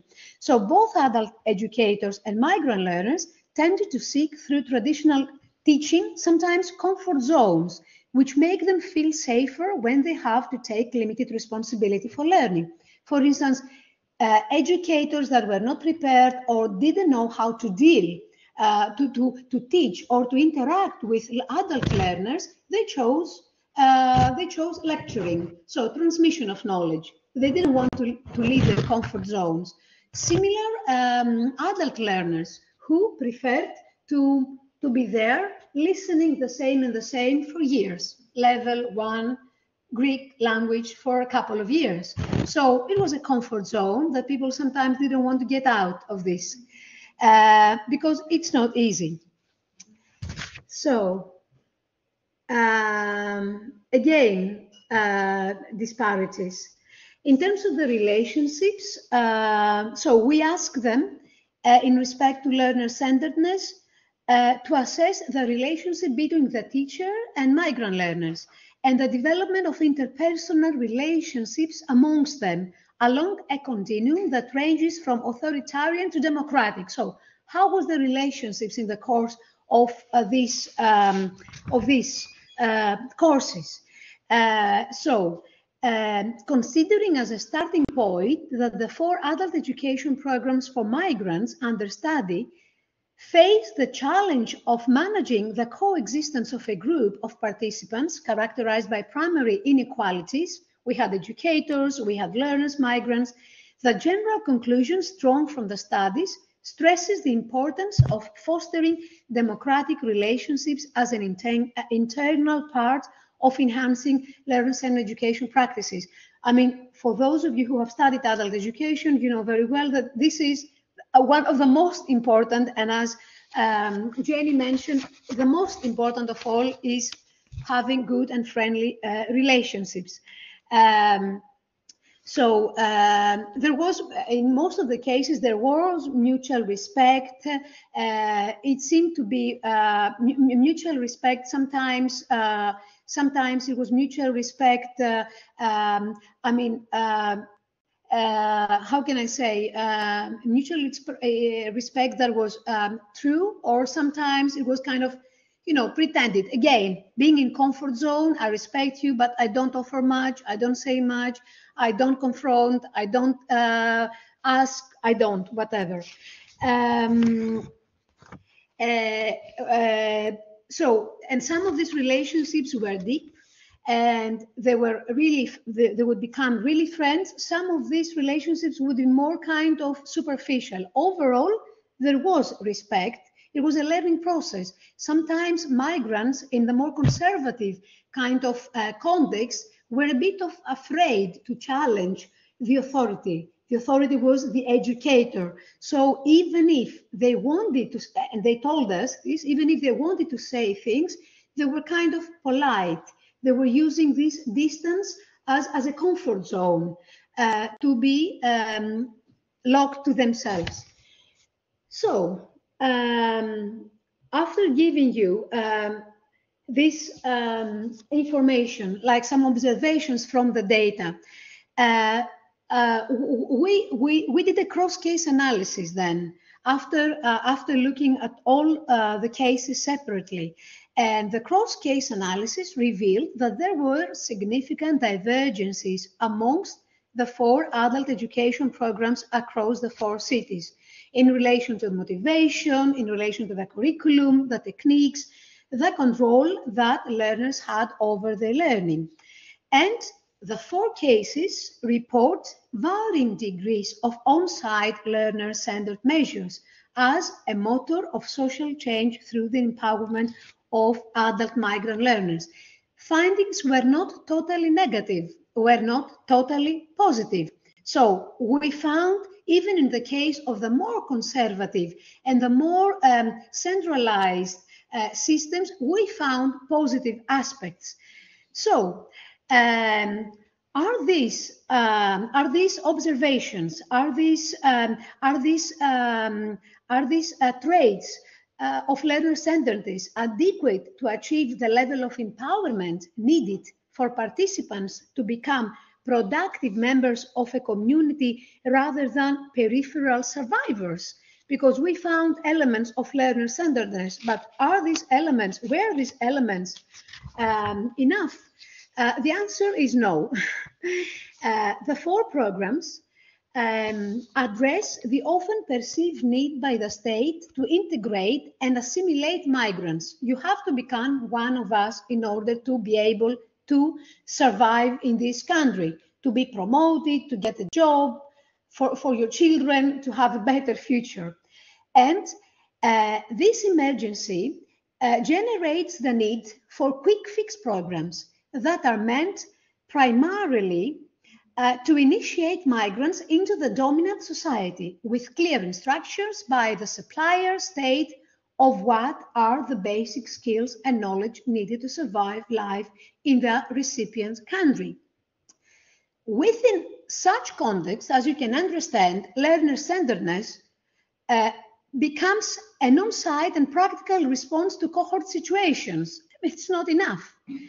And given the short-termish of the programs, what can generally be achieved beyond the first response goals as predetermined by the program, of course, it is limited. And this has been confirmed many times in the data. There were some women from Syria in Cyprus, 2 interviewees, who claimed that the program they attended will not be enough for them to improve their chances for real integration. Integration not only in terms of finding a job, integration in terms of, you know, I'm free, I can talk, I can express myself in a democratic society. I can stand out there and support what I believe. It's not only integration in terms of I have food, I have a house, I have, no, you have to be, to see yourself as being equal in this society. So this program is not enough.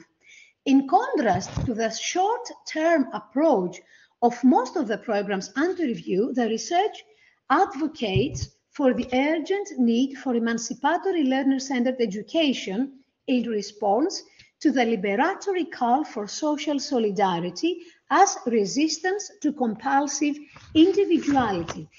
This is a term that has been introduced by Professor Carmel Borg, from Malta, member of the consortium who collaborated with us in this project. We completed the research, we analyzed the research, and then Carmel was a kind of outsider by that time at the project, so he received the whole project and he thought dialogically on this. So he proposed this term. This is a human rights-driven term and represents a pedagogical ecology where education, perceived as a social act, meets the concept of the student as an independent and autonomous learner, challenging the student as consumer model. So it seeks to transform education spaces into spaces of liberatory practice, where individual needs become communal needs. We are all together, where marginalized voices become central voices in all aspects of the curricular experiences, and where education for survival is being transformed into education for active engagement in the world. What I've mentioned before, that we are active participants in the world we are living. We are active citizenship. We talk about active citizenship. Emancipatory learner-centered education responds to the need for transforming top-down educator-learner, in our case, migrant educator relationships, into opportunities for genuine collaboration. And for this to happen, the process of knowledge production needs to be revisited. So, emancipatory learner-centered education is community-based. It is based on the community. And while engaging in consciousness rising, it promotes confidence building, networking, and transformative action. It is rooted in participatory democracy, and it uses authentic dialogue.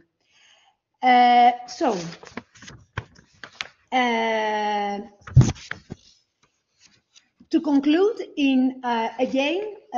this comes from the work of Carmel. In emancipatory learner-centered education programs, committed time is needed to build the trust and safety that is crucial for the relationship, for educators to engage with learners, and in particular in the case of migrant learners, in developing meaningful dialogues and other educational encounters with the learners, and in transforming educational experiences into concrete emancipatory collective action. It is a process, ELCE, an educational process that yields the collective reading of the world, with ongoing communal action for personal and social change.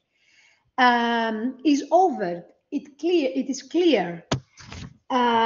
It foregrounds the notion that migrants and educators act in communion and are both protagonists in a process of mutual and reciprocal transformation.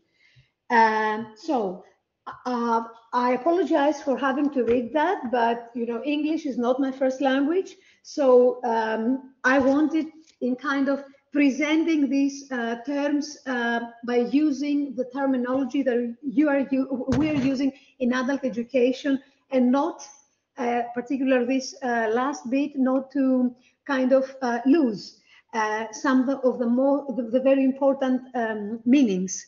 They are hidden in these words. I have to say also, apart from this article that has been published, and it is open for you to access. It is published in Prospects. I will move to the first page. You can now download, you can see the research. There is a book that came out, the article came out in 2023. The book was out in 2021, and it is published by SAGE, the International Series of Adult Educator. So we were honored to have the publication there, and you can also access the book, as well as a couple of other publications that Bonnie has done in relation to Glasgow, and Pavlos Hadjopoulos and me have done in relation to Cyprus. So thank you very much for attending. Any questions? Questions? Yes, we have a question. Yes, questions. Yeah, let's start from those who are here, maybe, or yeah, I will read. Macron is an IMAESC student, ex-IMAESC graduate. Reflecting on this paper, I think, I'm reading, place-based characteristics seems to sit at the centrality of the kind of adult education programs offered. The process of adult education participation and the design and implementation of the curriculum reminds me of the work tackling the impact of class, place-based characteristics, etc., in becoming and deciding to become an adult learning and educator as well. Yes, absolutely, absolutely. Absolutely, well said, well noticed. Macron, thank you, thank you. There was a question as well. Maybe Yes? something about that, or maybe it was just a hand. Yeah, no, Okay. there's no other question, yeah. Yes, no other question. So maybe, somebody from the audience have a question.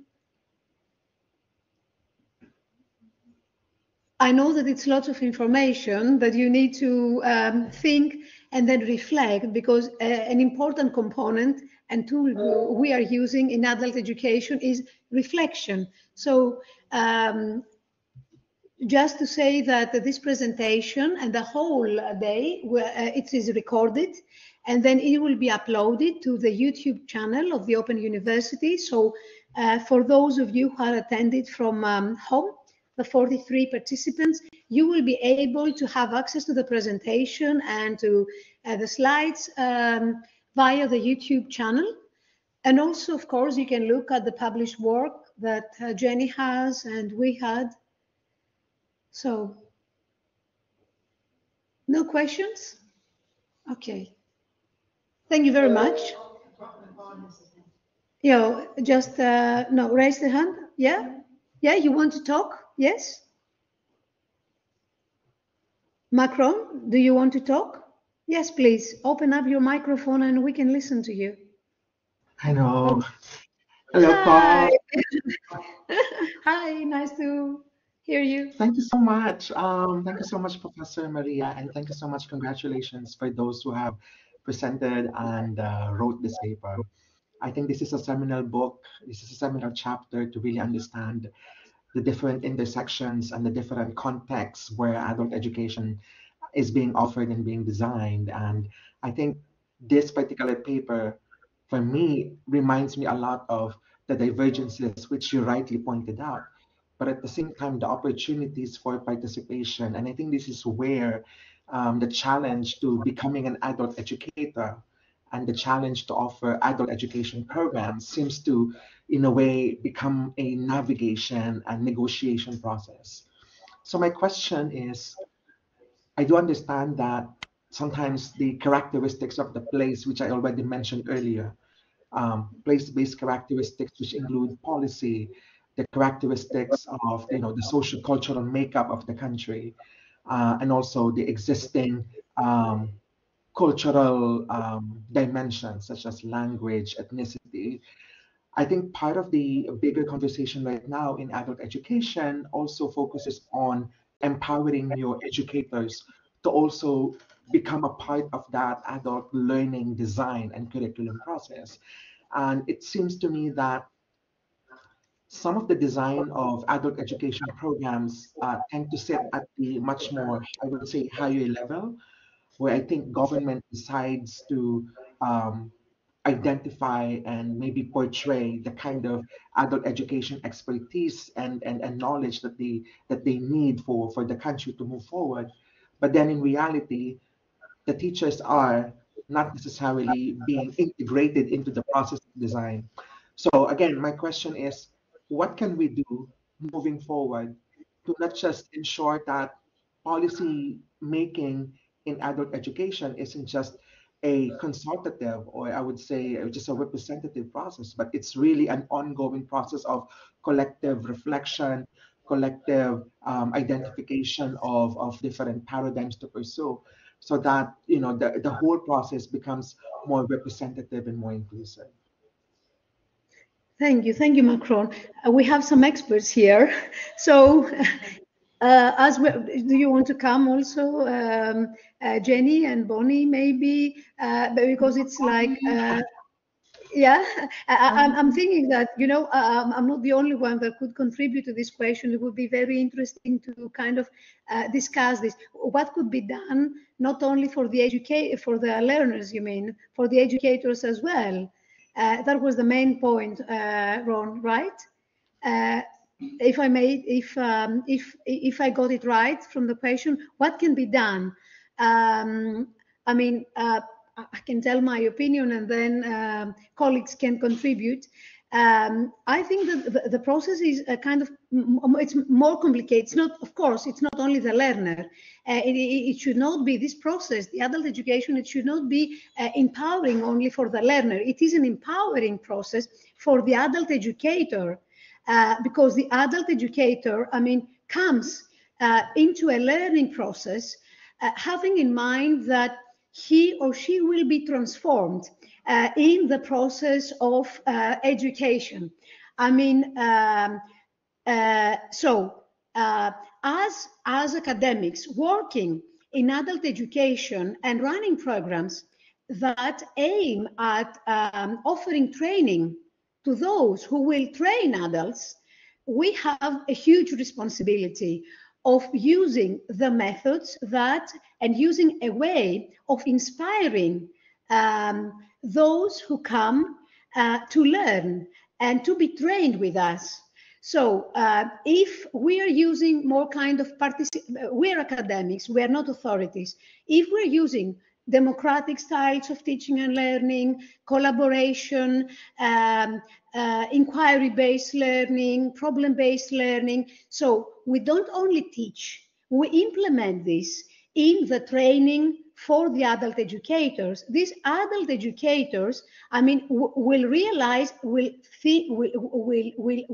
reflect. So, because as you have seen, as we have seen from the data, a key important factor for a language learning program to succeed is the adult educator. The state is the state, and there are policies and practices, policies implemented or imposed by the state that sometimes cannot change because of the policy context. For instance, in Cyprus or in Malta, there are, in the case of the country where I live, there are the roots to a centralized education system. They're huge. Something that you cannot change. What you can change is you can train adult educators to think and act differently. And we, as institutions, have a great responsibility on that. Also, I have to say that in some countries, like in Cyprus, adult educators, those who teach adults, are not qualified adult educators. So in the case of the adult education centers, where our research focused, there were people who just knew Greek. There were secondary school teachers who had degrees in secondary school teachers who had degrees in the Greek language, and they were teaching adults. These were not competent, not the best people, and they did it because they wanted some money or they wanted the experience. In other countries, for instance, in Estonia, the system is very structured, and in order to be able to teach adults, you have to have not only the experience and the typical qualifications, you have to have passed trainings, you have to be qualified in all aspects. I don't know if, did I answer your question, Ron? Yeah, and maybe Jenny and Bonnie can add to this conversation, or you want to stand up, or whatever. Yes, you can, yes, so that you see Bonnie again. He's laughing, Ron. You know? It's so good to see you. No, I mean, I think you're, I mean, Maria made all the right points. And I think it goes back to this thing of balancing between what we can as educators in our own classroom control. Like, so we do have some, it depends. We do have some circumstances where we have more control over our curriculum, but we certainly can really think about and understand how we are actually teaching and how we are actually working with our students. But then in other circumstances, when a curriculum is set or a course is set and you have to teach something that's already been set, that's when I think it can become a little bit harder. I think also workload, and you know, I keep going back to the resource thing because I can't say enough, whether it's training us to be better adult educators, training others to become adult educators, because there are specific ways in which we engage adult learners that is just different, right? We also, though, need the resources and to be able to deal honestly with workload issues. This is a different level and layer of working with students when you're working with adult learners. So I don't know, for me, I always go back to the influencing the policy piece. This kind of research is critical because this is the kind of research that then allows me to go to my administrators and say, have it in our system to say, you know, we're learning what's working and what's not, and we need more resources to then be able to really support the work that we're doing. But when systems are overloaded, you can't implement that as well. Yeah. So I think that's a big piece of it. I don't know, that's all I have to add. Thank you. I can't possibly. Yeah.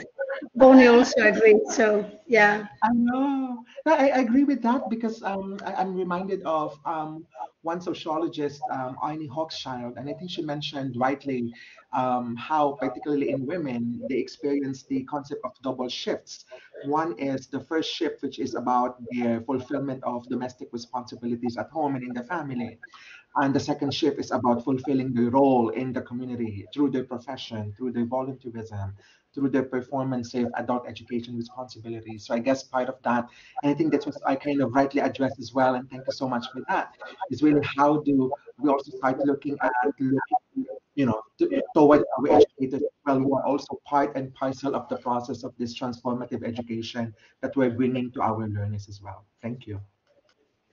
Thank you. Thank you very much, Ron. It was a pleasure seeing you. So we have some comments. Thank you for the presentation. Thank you for nice and informative presentation. Thanks. It was interesting presentation. So any other comments from the audience or participants here? Or we have 42 participants, online participants. So if there is no other question, I think that we should close the day. We're on time. Yeah. Lunch break for those who are here, and a huge thank to those of you who have been attending us from home, 42 participants, and quite international audience, mixed Greeks and lots of IMAESC students and colleagues from abroad. So lovely to have you around. Yes, and before closing, we have here the Director of Research, the Director of Finance and Administration, of the Open University of Cyprus. You might want to come and say hello. We mentioned to you at the beginning, thanking you for the support, for approving funding for this seminar and for a series of seminars. So thank you. And Professor Christoforos Christodoulidis is here with us today. Yeah. Good morning. I guess I'm also on the camera. Yeah, you're on the camera. Good morning, everybody. As Professor Gravani said, my name is Chris Christodoulidis. I'm the Director of Administration and Finance of the Open University of Cyprus. First of all, I guess I didn't have the chance this morning to welcome you to Cyprus, but I would like to congratulate you. From what I heard, was a very successful session throughout the day. As Maria said, we have discussed the program, the International Masters for Education, for social change, and it is very critical. I mean, we have a lot of social issues on the planet, and I guess I need to speak slowly. A lot of social issues on the planet, and I'm glad that at least the Erasmus Mundus is funding programs like that in order to train people, which is what this program is aspiring to do, to train people in order to facilitate the social change that needs to happen on our planet.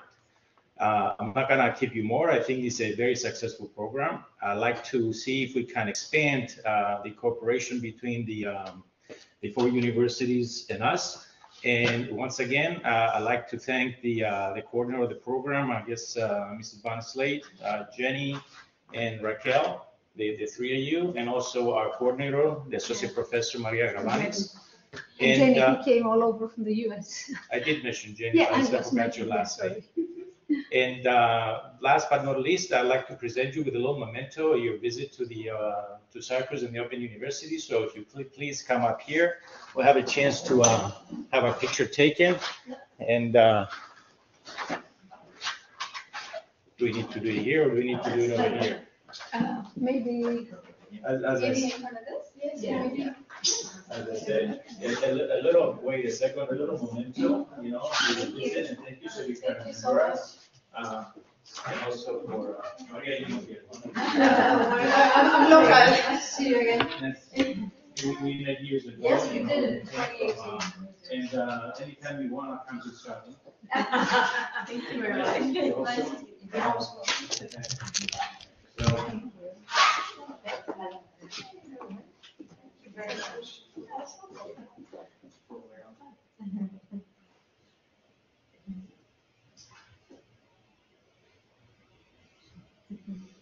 and it's always the tough one to be the last one that's at the end of it and going to lunch. So thanks for your patience. Thank you. Thank you so much. So thank you very much.